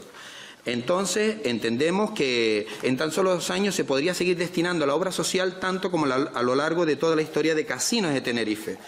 ¿Cómo es posible que cuando más lo necesitaba el pueblo fue cuando se cerró la obra social de casinos? Y se cierra por unas ruinosas inversiones que se hacen en el Casino Tahoro, desplazándolo el casino desde el Casino Tahoro al Lago Martianes. Entonces, ¿qué interés hay en vender una sociedad pública que durante 2017 tuvo unos ingresos de más de 13 millones de euros? En definitiva, yo creo que también por parte del representante del Grupo Podemos se ha contado una parte de la verdad respecto a los resultados de la compañía. Es de resaltar que en estos últimos años de crisis los ingresos de estas sociedades cayeron en más de un 40%, y que de alguna manera llevan acumuladas una serie de dotaciones a pérdidas acumuladas que con estos beneficios que se vienen produciendo en estos años ya de recuperación económica se vienen dotando para mejorar y sanear, digamos, las cuentas de estas sociedades que no por las razones que ha esgrimido el portavoz del Gobierno, sino por la propia coyuntura económica que ha hecho que los casinos, no solamente los casinos de la isla de Tenerife, que quiero recordar que son los únicos casinos públicos de España, pues que han visto mermadas en un 40% su estructura de ingresos y se han visto abocados a producir ajustes tanto en gastos como en las propias estructuras de ingresos para mejorar sus cuentas de resultados. Y también recordarles que aún quedan entre las sociedades productos de aquella época de pérdida de ingresos que no se han recuperado, sino que van muy levemente en ratios, como ha manifestado, esa parte sí es correcta, es totalmente verdad, no parte de la verdad, crecimientos del 3, del 4%, cuando la caída fue del 40%. Bueno, es un poquito largo, pero es que se tenía que explicar. Se tenía que explicar. Ahí es donde decía el director insular que no hay más casinos públicos, que los únicos están en Tenerife, y usted ha dicho que no. Yo entiendo que lo desconoce. Vale. Desconoce ese dato, muy probablemente. Igual que en alguna otra ocasión, aunque no lo hemos podido ver en este momento, se ha dicho que esto era un caso aislado. Se ha pretendido decir. Hemos demostrado, incluso yo personalmente que he tenido la posibilidad de visitar en Europa, muchísimos casinos y todos son de carácter público. es algo muy normal. Ya lo decían el otro día también en esta mesa, o sea, nadie pone en cuestión las loterías y apuestas del Estado. ¿Por qué nos empeñamos en pretender decir que los casinos públicos no tienen sentido? Máximo cuando somos garantes de la responsabilidad del juego responsable, que no es lo mismo defender el juego y el carácter el entorno de los casinos desde lo público que desde lo privado. Desde lo privado se defiende pues el interés del empresario, mientras que aquí se obedece a muchísimas cuestiones. A mí me llama la atención lo que decía Julio Concepción de la obra social, ¿no? Había un dinero que salía de los casinos para la obra social, pero ese dinero se dejó de enviar a la obra social porque se tenía que pagar el agujero que generó el Casino Tauro. Entendemos que puede ser así. Se llegaron a destinar a las ONG de esta isla 5 millones de euros. ¿Qué es lo que pasa? Que si hoy en día nosotros nos remitimos a ver este dato de 29 millones de euros, obviamente habrá que desistir de revertir ese beneficio en la sociedad de Tenerife para pagar un agujero. Ahora, la pregunta ¿es razonable el haberse gastado 29 millones de euros en las instalaciones? Porque aquí hay muchísimas cuestiones que nada tienen que ver con la actividad de un casino. Obras de instalación del lago Martianes, peatones de la sala de juegos, dique de defensa del lago Martianes, etcétera, etcétera, etcétera. Que claro, esto es muy sencillo. Si yo tengo una hipoteca, la cual yo soy capaz de pagar solo mi vivienda, y alguien viene y me endosa la de todo el edificio, pues probablemente yo voy a tener un problema. Yo entiendo que es esto. Una cosa es trasladar el casino al lago Martianes y otra cosa es endosarle muchísimas cuestiones que hay aquí que nada tienen que ver. Eso por un lado. Y si nos vamos un poquito más allá de donde nosotros hemos arrancado, que no entendemos cuál es el interés del Cabildo por vender estas cuestiones, muy recientemente en la portada de La Opinión nos hemos encontrado que la Fiscalía investiga un presunto delito de prevaricación en los casinos. Yo insisto, ya es el tercer motivo por el cual esto no tiene sentido. El Cabildo debe de desistir de la venta de los casinos públicos, máximo cuando existe esto. Yo me he enterado precisamente en este artículo, el cual mi empresa, Casino Playa de las Américas, ha pagado una estación de bombeo por más de 340.000 euros. ¿Y eso qué tiene que ver con...? Pues esa es la pregunta que yo me hago y yo entiendo que... De ahí la actuación de la Fiscalía. Claro. Por ahí entendemos, nosotros llegamos hasta donde llegamos. Yo me he enterado, me imagino como ustedes, por la prensa. Obviamente ya ha quedado claro que nos han vetado el acceso a la información directa dentro de los consejos. Si uno empieza a analizar todas estas cuestiones, pues obviamente... Yo quería preguntarle, ¿qué papel juega, rápidamente, qué papel juegan los casinos en la oferta turística de Tenerife? Hombre, yo creo que es muy importante, hay que entender que estos casinos son turísticos, que el 90% de los clientes que reciben los casinos en Tenerife son de carácter turístico, por lo tanto nos mantenemos de esto y que es un complemento más al destino. Por lo tanto hay que mantenerlos y hay que mantenerlos en las máximas garantías y calidad para los turistas que nos visitan. Y a lo que quería llegar, ¿se podría garantizar esa calidad en el atendimiento, en el nivel que tienen ustedes de aceptación entre los turistas que son sus principales clientes, si esto fuera a través de una empresa privada? Yo personalmente, de la experiencia que tengo, de visitar muchos sitios, darse cuenta que justo en la isla de enfrente, en Las Palmas de Gran Canaria, no es así, el nivel no tiene nada que ver. Ya le he dicho antes que obedece a la directriz de un empresario y por lo tanto él tiene otros objetivos y que son hacer caja, básicamente, mientras que aquí hay que mantener puestos de trabajo, hay que dar calidad y una buena imagen en el destino turístico. Rápidamente, ahora sí, última pregunta. ¿Y ahora qué? ¿A partir de ahora qué?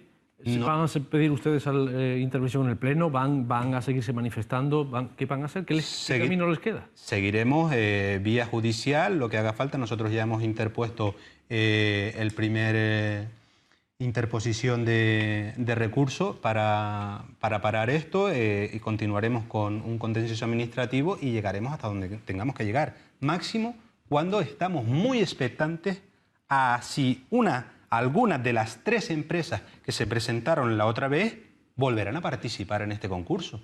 Por lo tanto, estaremos muy expectantes a todos los acontecimientos que que hayan en este aspecto y seguiremos defendiendo el carácter público de los casinos hasta el final. Le agradezco mucho su presencia aquí. Muchas gracias. Muy buenas noches. Gracias. Leopoldo, hasta la semana que viene. Bueno, a disfrutar del puente. Sí, hombre, es lo que haremos. Claro. Es lo que haremos. Pepe Moreno, políticamente incorrecto, alcalde de Santa Cruz. Es la entrevista que toca hoy. De inmediato aquí en Un Día Más. Después nos vemos para ver la primera del periódico y el tiempo que nos trae Vanessa Luz Rabel.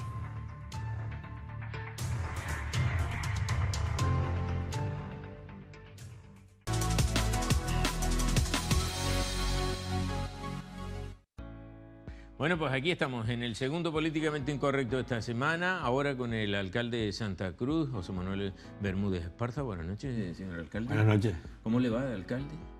Bueno, con muchísimo trabajo, pero bien, razonablemente bien. Hay problemas a los que se le pone solución y siempre surgen nuevos problemas, por lo que siempre estamos trabajando. Claro, es que fíjese, estamos iniciando, como quien dice, ¿no?, el último curso político antes de someterse a ese examen final de las elecciones del año que viene, y según iniciamos le echan para atrás el Plan General de Ordenación Urbana. Ahora mismo tiene un lío con los sindicatos, con los funcionarios en el ayuntamiento, porque quieren que le quiten algunas de las medidas que se pusieron durante la crisis. Estamos ahora con un problema de desahucio de 80 familias en Añaza, algunos vertidos que se han producido en las últimas semanas en el tema en La Hondura, que es uno de esos sitios que siempre se señala cuando se habla de vertido. Es decir, es como si estuviéramos casi siempre repitiendo los mismos temas. No, son temas, algunos son temas que se resuelven. Seguro que ya no me saca lo del dique de San Andrés, lo de un temporal en San Andrés. Ya. ¿Por qué? Porque ya se resolvió.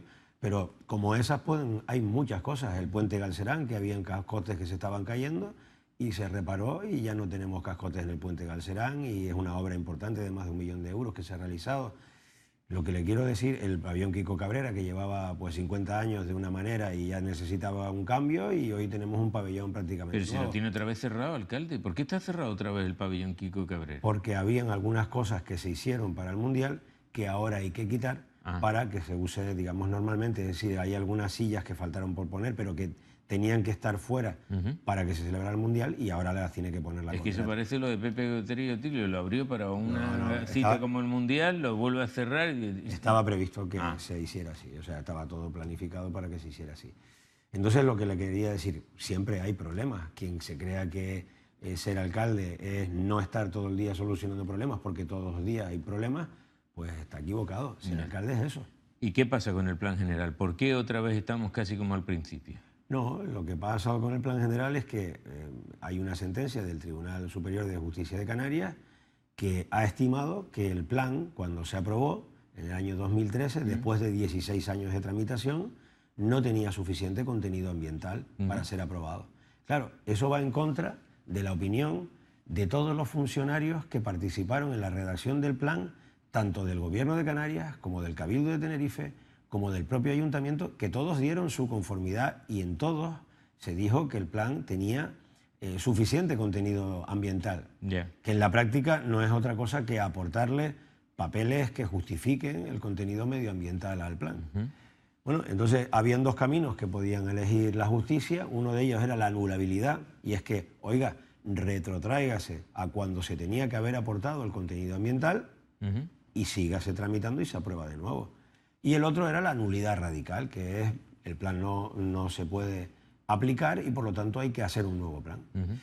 ¿Qué va a ocurrir con esto? Bueno, nosotros tenemos todavía un recurso ante el TSJ que vamos a emplear, esperemos que nos den la razón. Creo que hay argumentos de peso para que nos den la razón, y si no, pues no pasa nada, ni hay ningún caos, ni no vamos a dejar de tener planeamiento en la ciudad, porque aplicaremos el plan del 2005. Claro, pero ahí cambian mucho algunos volúmenes de algunos edificios. No cambia casi nada con respecto a la parte colmatada de la ciudad, no cambia casi nada. Cambiará algunas cuestiones, donde incluso hay algunos técnicos que nos dicen, pues en muchas cosas saldríamos ganando. Digo, bueno, pues no lo sé, yo no soy técnico, soy político, me tengo que dejar asesorar por ellos. No lo sé. Yo lo que digo es que no va a ser un caos, que todas las licencias que se han emitido se van a mantener en vigor, que hay muchos planes de desarrollo del plan general que no van a ver afectados, como los planes especiales de protección del Toscal, del antiguo Los Hoteles, del antiguo Santa Cruz, del barrio de Los Hoteles. En fin, hay muchísimos planes, el plan de ordenación de la playa de Valle Seco, sí, que no van a verse afectados aunque el plan sea nulo, y bueno, por lo tanto hay que mantener la calma y la tranquilidad. ¿Que nos hubiera gustado que nos hubieran dado la razón en el Supremo? Bueno, nos hubiera gustado, y creo que hay argumentos de peso todavía para seguir defendiendo en el TSJ. Claro, pero esto es casi lo mismo de que ir tejiendo aquel pañuelo de Penélope, que por la mañana lo tejían y por la noche lo destejían para tener algo que hacer al día siguiente. En este plan parece gafado, de alguna manera damos para adelante y para atrás, tiene incluso algunas actuaciones. Fíjese lo que está sucediendo. 16 años de tramitación, ¿sí?, hasta aprobarlo en el 2003. ¿Y cuánto dinero empleado en eso? Muchísimo dinero, con muchos redactores, funcionarios, pero sobre todo muchas horas de trabajo de mucha gente. Claro. Y claro, yo me sorprende, o sea, yo no cuestiono las sentencias, las acato y punto, pero me sorprende que no se haya optado por una vía que daña mucho menos el interés general que la nulidad radical. Pero yo no soy magistrado, por lo tanto no puedo... Ya, pero fíjese, ha habido gente que ha aprovechado esto para hablar de cómo se ha minusvalorado en parte de los terrenos en Santa Cruz, o de edificios, o de posibilidades del futuro. Pero no, hay mucha gente diciendo cosas, pero esas cosas no se ajustan a la realidad. Luego, las cosas que dice la gente no tienen por qué ser verdad.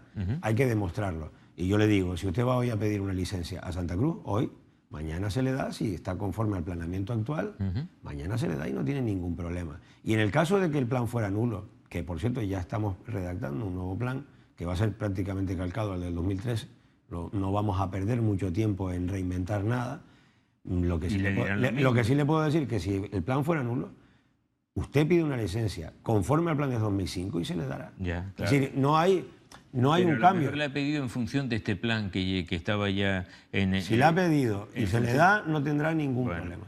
De todas maneras, para que esto no se nos convierta solo en un diálogo sobre urbanismo, que también lo es, porque es una parte muy importante de la ciudad, ¿no?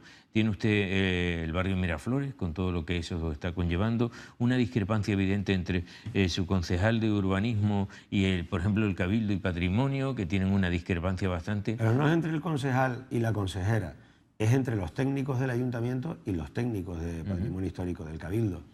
Mire, no hay una administración pública en Canarias, ni el gobierno de Canarias, ni el Cabildo de Tenerife, están invirtiendo tanto en la protección del patrimonio histórico en Santa Cruz que el ayuntamiento. Nosotros estamos invirtiendo muchos millones de euros.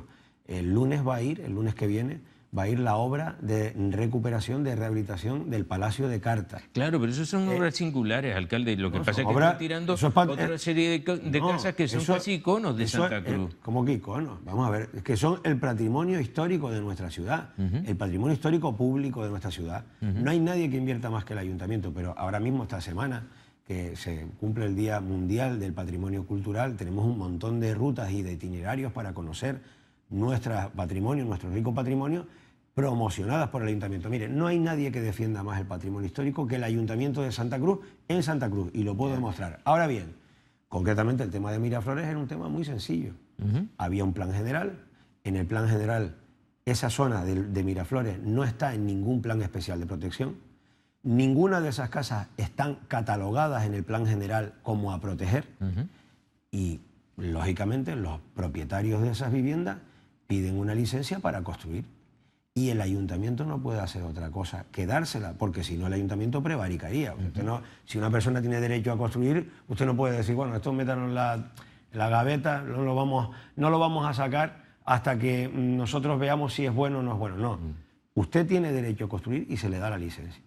Y cuando ya la licencia se le ha dado, el Cabildo de Tenerife dice, oiga, yo hice un informe hace un tiempo que no lo aporté dentro de mi informe favorable al plan general, sino que lo dije, pero no lo aprobé para que le llegaran a ustedes oficialmente, que dice que esas casas tienen valor histórico. Y nosotros le dijimos, hombre, pues ya lo podía haber dicho en su momento, ya podía haber dicho usted, mire, si el plan general no se aprueba con esas casas, pues no se aprueba. Informe negativo del Cabildo, pero eso no fue así. Hubo un informe favorable del Cabildo. Entonces nosotros lo que hacemos ante eso es, oiga, mandamos a parar y pedimos un informe a un centro de reconocido prestigio, el SICOP, para saber si esas casas tenían valor o no. Y el SICOP ha determinado que esas 3 concretas no tienen valor. Bien, y luego lo que hicimos fue dejar que la licencia siguiera su curso, como no puede ser de otra manera desde el punto de vista legal. Ahora hay otras 3 en solfa, ¿no? Bueno, pues y el Cabildo ha dicho lo mismo. Nosotros en esta ocasión, al no haber licencia en vigor, hemos dicho, bueno, vamos a sentarnos con los propietarios a ver si podemos convencerles de que al menos se mantengan las fachadas, ¿no? Por ejemplo, la Casa Clavijo, que es una casa que la llaman así, la Casa Clavijo, que la llaman así desde ahora porque hace un año nadie la llamaba la Casa Clavijo, pero bueno, ahora la llaman la Casa Clavijo.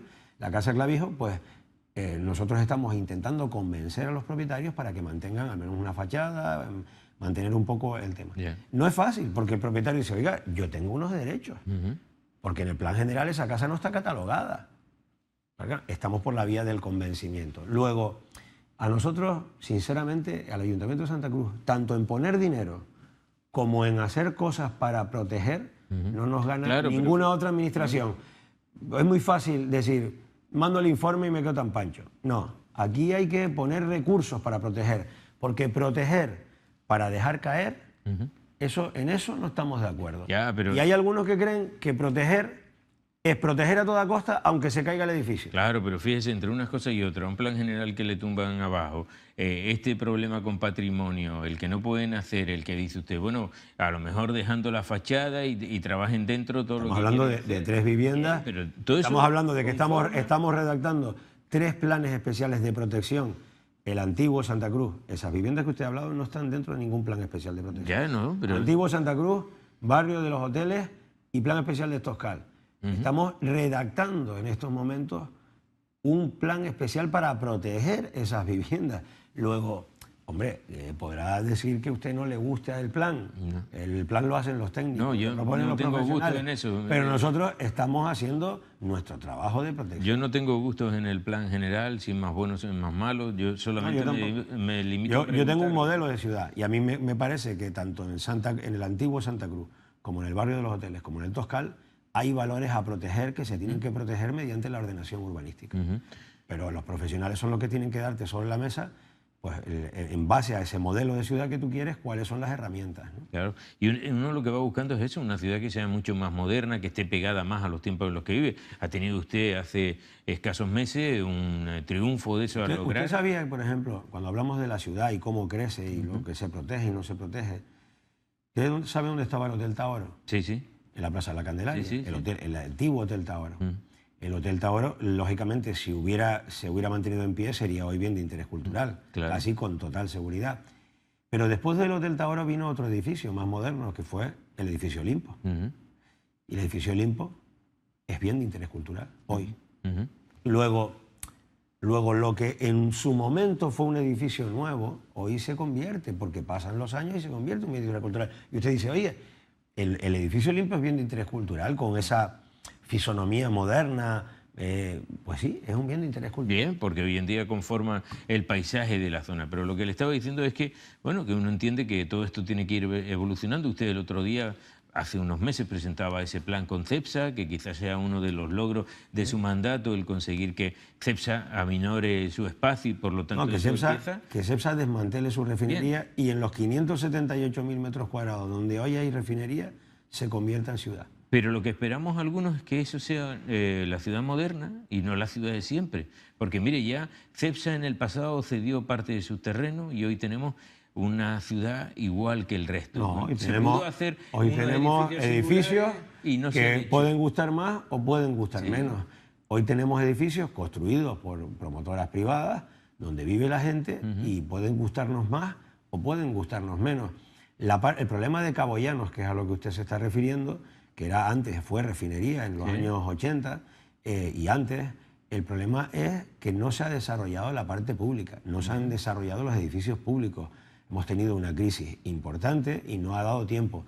El único solar que hay que tiene que desarrollar el ayuntamiento en Caboyanos es el solar que está entre las 2 torres, que hoy se usa como aparcamiento. Bueno, nosotros ya hemos sacado el pliego para sacar adelante un aparcamiento de 3 plantas y una plaza que, digamos, una las 2 torres con elementos biosaludables, parque infantil, etc. Es el único que nos queda, el ayuntamiento. Los demás los tiene que desarrollar el gobierno, si desarrolla la Ciudad de la Justicia, y Gestur, que lo que tiene detrás es una plaza con aparcamiento detrás de las torres. La autoridad portuaria, un edificio que ha pedido que si se lo podemos cambiar de uso y puede ser hotel, delante justo una parcela triangular, y del resto son zonas, jardines, y me parece que DISA tiene una parcela por allí. No, y es decir, tiene que ir un colegio también en la zona. Bueno, en la parcela nuestra donde va el colegio. Pero lo que quiero decir es que la parte pública se está por desarrollar. Hemos tenido una crisis y no se ha podido desarrollar. A partir de ahora se irá desarrollando. Desde luego, si se construye la Ciudad de la Justicia allí, como quiere el gobierno, pues eso desarrollará... ¿A usted le gusta más allí la Ciudad de la Justicia que en el Sobradillo? Yo ya he dicho que para mí, desde un punto de vista exclusivamente técnico, el mejor sitio es el Sobradillo. Ahora bien, cuando yo dije esto, no se habían producido una serie de condiciones que yo ponía para que se hiciera en la Ciudad de la Justicia, como por ejemplo lo de la parcela docente, que la parcela docente se mantuviera en la zona, aportándonos un solar el Gobierno de Canarias, y eso lo ha hecho, porque ha comprado una parcela a Gestur, y esa parcela la aporta para ¿No que sea cree la usted que, por ejemplo, sustitutiva? la Ciudad de la Justicia ha claudicado el Gobierno de Canarias ante las presiones de los que quieren que se quede ahí en el cogollo de Santa Cruz? Pregúnteselo usted al consejero. No, yo le pregunto a usted, No, si a mí no. ¿qué le parece? ¿No cree que ha Yo no sé si ha claudicado claudicado o no, yo no estaba en esa batalla. Pero es más difícil. Lo que tenía que decir... burocráticamente que salga adelante la parcela de la Ciudad de la Justicia por en supuesto, Caboyanos que en el Sobradillo? Por supuesto, porque nosotros hemos dicho que hay que hacer modificaciones de planeamiento y es más complicado, pero hay que poner en una balanza si los operarios de la justicia, los que trabajan y viven todos los días en los tribunales, los agentes judiciales, los funcionarios, etcétera, van a estar más cómodos en la zona donde ellos están planteando o no. También eso habrá que ponerlo sobre la mesa. En cualquier caso, no es una decisión mía. Yo ya le he dicho que yo creo que el mejor sitio es el Sobradillo. Y luego eso que se ha quedado ahí, que lo más seguro es que sea en Caboyanos antes que en el Sobradillo. Por ejemplo, otra de las decisiones que se va a quedar sobre la mesa en este mandato es el tranvía, la segunda fase del tranvía hacia Los Majuelos y Hespérides, que es donde está la discusión. Es que el Partido Socialista opina una cosa en el Cabildo, que es sí al tranvía por Los Majuelos al Distrito Suroeste, a La Gallega, y el Partido Socialista en Santa Cruz opina lo contrario. Y el Partido Popular opina lo mismo en el Cabildo que en el Ayuntamiento de Santa Cruz, que es no por Los Majuelos, sí por las Hespérides. Y los demás, pues no se sabe si es un guirigay. Ciudadanos no se sabe. ¿Y usted? No se sabe si sube, si baja. Pero el nuestro es muy sencillo. Yo opino que en Los Majuelos se puede hacer si hay una serie de condiciones que tiene que cumplir el Cabildo. Si se subvencionan a los comercios de la zona mientras dure las obras, y si se pone sobre la mesa a la misma vez que la instalación del tranvía los aparcamientos necesarios para que no se pierdan aparcamientos en la zona. Eso es lo que yo he dicho. Pero, alcalde, gobernar es tomar decisiones. No, pero sí. Estas decisiones... Pero yo no puedo tomar una decisión... Con el Cabildo, que es de su mismo partido. Yo no puedo tomar una decisión... Sí, pero yo tengo un socio de gobierno, yo no tengo mayoría en el Pleno. Y mi socio de gobierno ha dicho que por Los Majuelos no. Luego, ¿cómo voy a garantizar yo? Le estoy diciendo que no hay consenso político. No hay... Si lleváramos un acuerdo al Pleno de por Los Majuelos, no saldría adelante. Entonces, no es solo de... Aunque tenga los votos afirmativos de Coalición Canaria. Luego, lo que le estoy diciendo es que no hay un consenso político. Es que por las Hespérides el Cabildo ha dicho que no se justifica porque no hay un desarrollo urbano. El tranvía es un transporte público para la trama urbana. No es un transporte público para unir Santa Cruz con La Laguna. Es un transporte público para ir de la Plaza Weyler a la Residencia La Candelaria, de la Residencia La Candelaria al Hospital Universitario, del Hospital Universitario a la Cruz del Señor. Es decir, es para hacer pequeños trayectos. Ya, pero en cualquier caso va a terminar la legislatura. Y ha sido un éxito. Ha sido un gran éxito el tranvía. La línea que, por cierto, como aquí todo el mundo se olvida de quién fue la propuesta, fue una propuesta muy clara de desarrollo del transporte público en la metropolitana de Coalición Canaria. Bien, y luego... Eso nunca se dice, ¿no? Parece que eso cayó del cielo, ¿no? Yo creo que eso cayó del cielo, pues no, eso no cayó del cielo. ¿Quién se lo recuerda todavía? Y luego tiene ahora mismo un lío con los funcionarios, ¿no? A cuenta de si recuperan las condiciones que tenían antes de la crisis.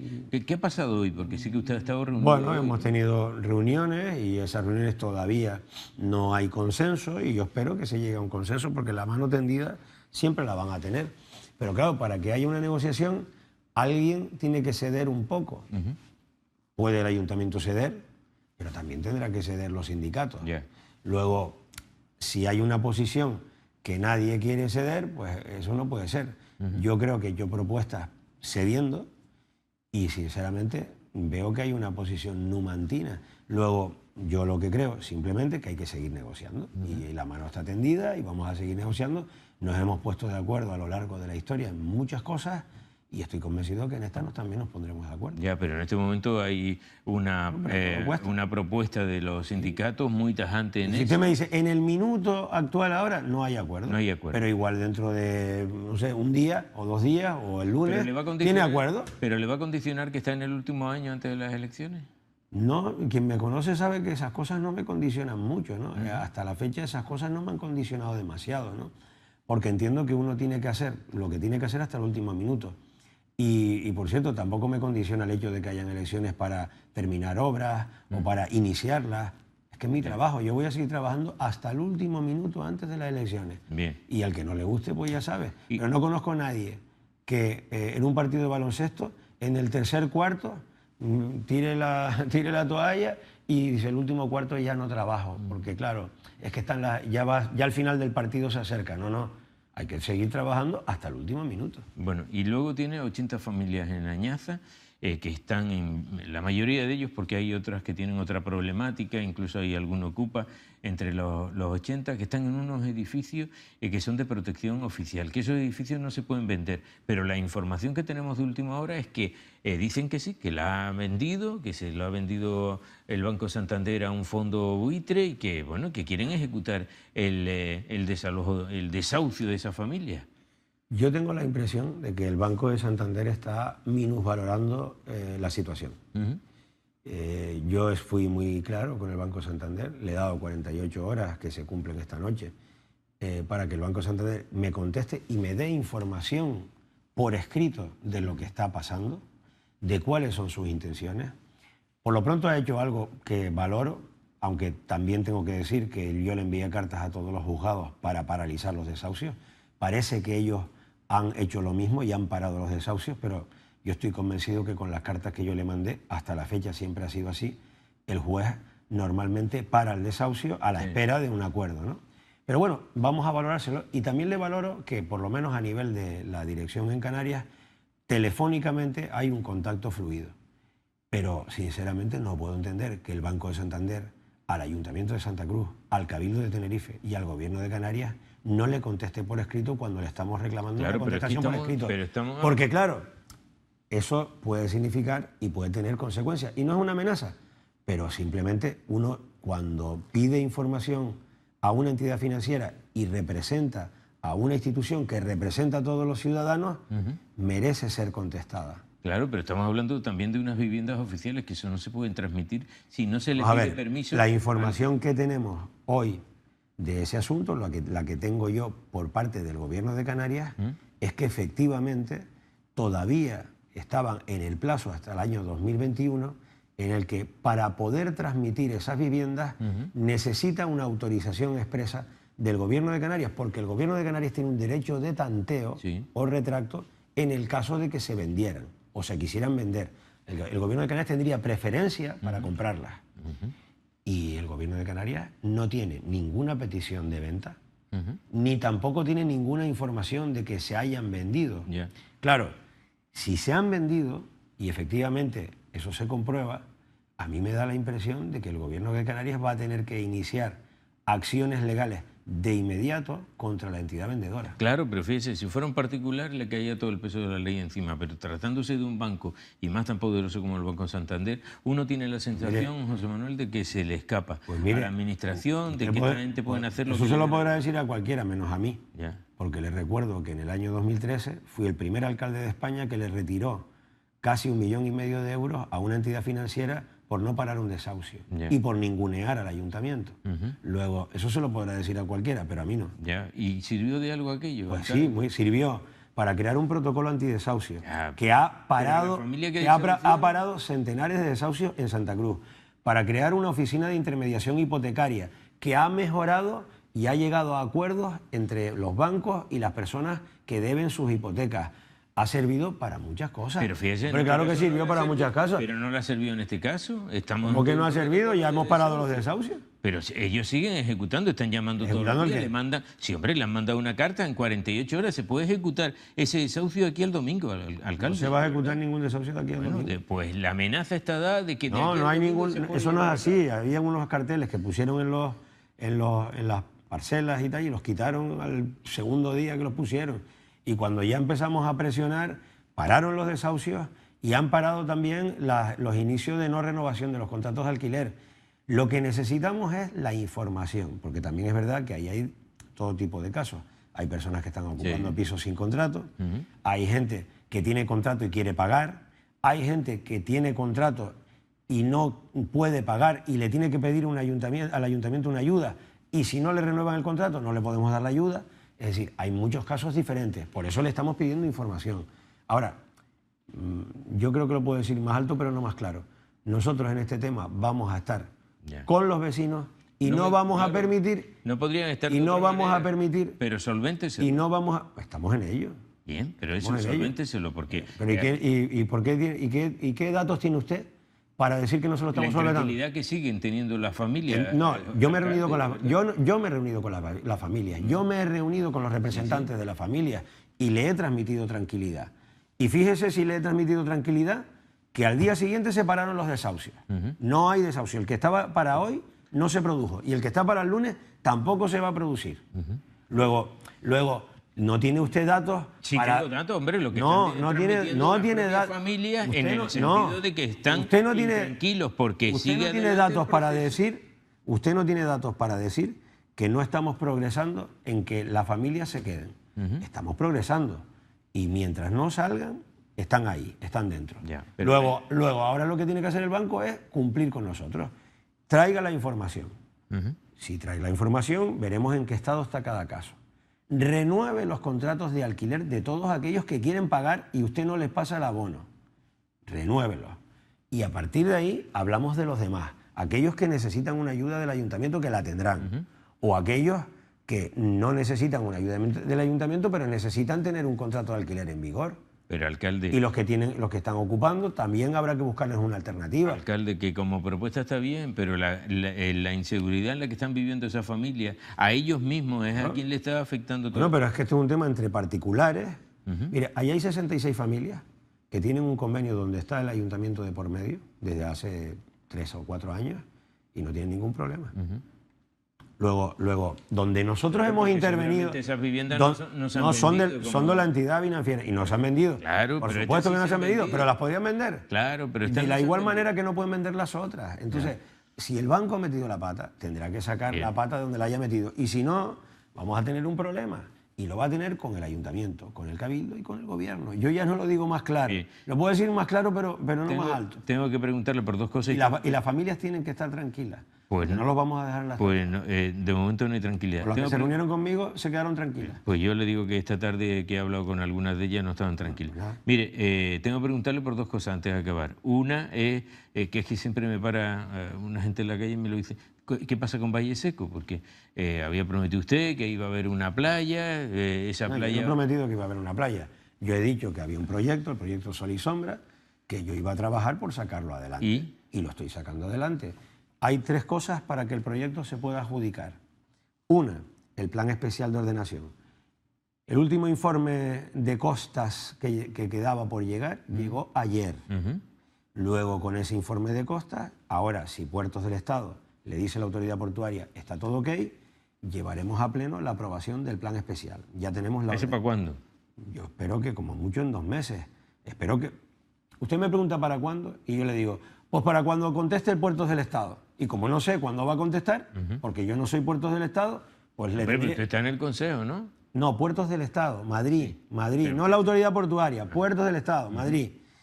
No lo sé, como tampoco sabía en abril cuándo iba a contestar Costas. Y Costas ha contestado ayer. Bien. Luego, me pregunta cosas que yo no le puedo contestar, pero creo que en 2 meses podríamos tener el plan especial aprobado. Luego tenemos el proyecto. El proyecto está terminado y entregado a la autoridad portuaria. Y luego tenemos el convenio de financiación.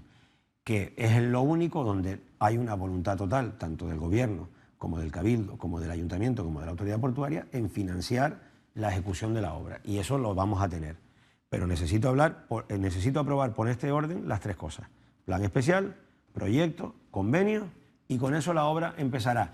¿Cuándo creo yo que empezará? Si todo sale bien y Puertos del Estado no tardan en contestar y Costas y los demás no nos ponen problemas, pues yo espero que en el primer semestre del año que viene. Yo voy a trabajar por eso, pero hay cosas que no dependen solo de mí. Eso es lo que quiero transmitirles. El dique de San Andrés, desde el 2011 hasta que se terminó, fueron 4 años largos. Largos. Y el 90% de las cosas no eran cosas que tuvieran que ver con el ayuntamiento, pero me tocó lidiar. ¿Y le pasa lo mismo con el Viera y Clavijo? El Viera y Clavijo ya tiene su convenio de financiación por fin firmado, lo cual significa que, aunque teníamos derecho a 3,5 millones de euros por esa tardanza en ejecutar el Gobierno esa obra, al final el Gobierno ha firmado por 10. Por 10 millones, con lo cual tenemos 10 millones y estamos ya iniciando la redacción del proyecto para poder sacar a concurso la obra. Yo espero que en el próximo mandato se inicie y se termine esa obra de rehabilitación del Parque Viera y Clavijo. Bueno, yo decía antes en el monólogo que aquí hemos cambiado mucho con respecto a ediciones pasadas de episodios meteorológicos, ¿no? Cuando hemos estado viendo, por ejemplo, lo que ha sucedido en Mallorca en estos últimos días, nos hemos acordado mucho del 31 de marzo y de lo que sucedía en la Avenida Venezuela, que eso por fin se ha arreglado y por ahí ya el agua no corre. En muchos sitios se ha arreglado. ¿No? Pero hay una preocupación. En Venezuela, en el Barranco del Cercado, en La Gallega. Se han hecho muchas obras, casi 18 millones de euros. Hay mucha preocupación de aquí al domingo, lo que puede pasar con esa tormenta tropical. Leslie, ¿la ciudad está preparada para eso, alcalde? Hombre, la ciudad está razonablemente preparada, pero para un huracán no está nadie preparado. Ni Estados Unidos, donde se supone que tienen y están mucho más acostumbrados que nosotros. Nadie está preparado para un huracán, para lo que nos toca, pero estamos pendientes y desde luego activaríamos los planes de seguridad en función de la intensidad de lo que se acerque. Porque la verdad que llevamos como 5 días que no se sabe si viene, que si no viene, que si va para arriba, que si va para abajo. Bueno, ahora parece que la cola nos puede afectar el sábado y el domingo.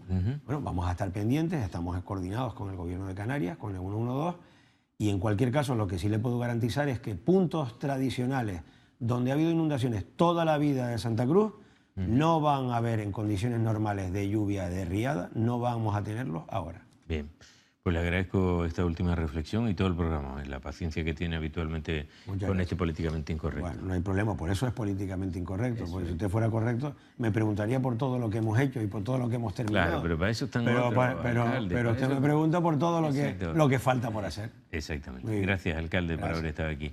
El alcalde de Santa Cruz, José Manuel Bermúdez, en el políticamente incorrecto de esta semana, ya lo saben, precaución en estos días. Mañana viene la imagen de la Virgen de Candelaria de Santa Cruz, que será otro de los momentos estelares de esta capital tinerfeña, y sobre todo mucha atención a lo que puede pasar con lo meteorológico.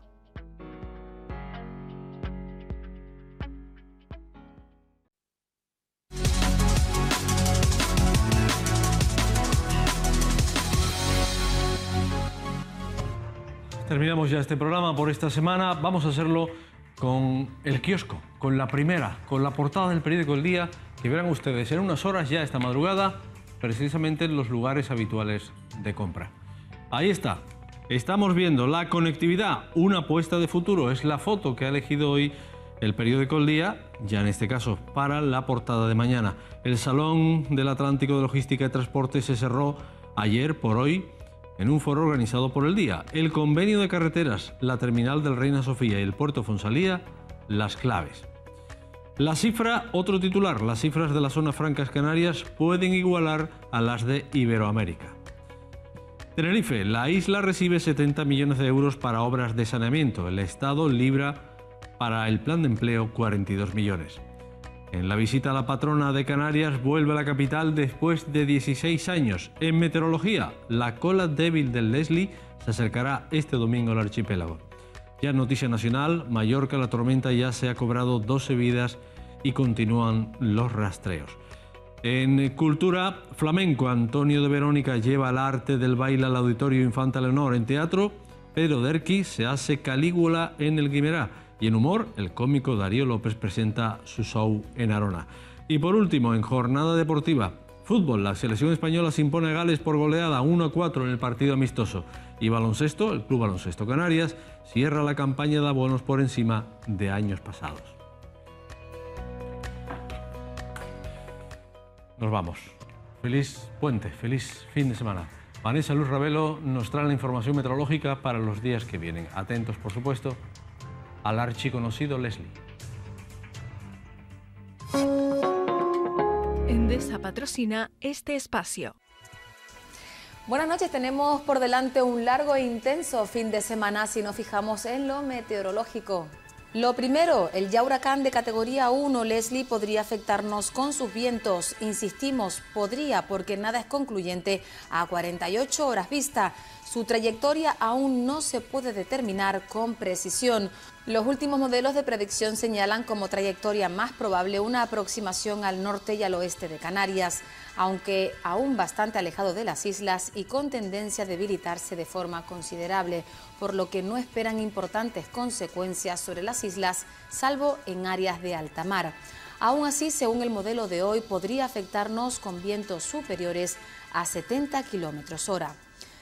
Veamos el tiempo para mañana. Según la Agencia Estatal de Meteorología, predice intervalos nubosos tendiendo a poco nuboso por la tarde, salvo intervalos de evolución en zonas del interior y costas a partir de las horas centrales. Temperaturas con pocos cambios de las mínimas y en ligero ascenso de las máximas. Y el sábado se esperan intervalos nubosos tendiendo a aumentar la nubosidad por la tarde cuando hay probabilidad de lluvias débiles, afectando principalmente a vertientes norte y oeste. Y ya para el domingo se espera un día nuboso en las islas occidentales e intervalos nubosos en las islas orientales. Probables chubascos que podrían ser localmente más intensos en la isla de La Palma y menos probable en las islas orientales. No se descarta que las precipitaciones vayan acompañadas de alguna tormenta.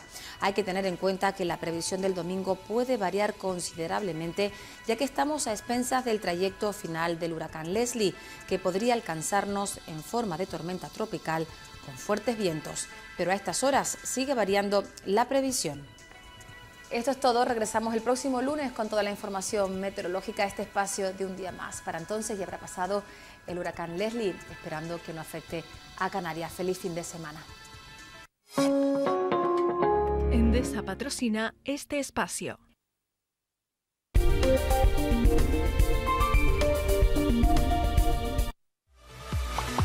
Grupo de Comunicación El Día. La dimensión de un líder.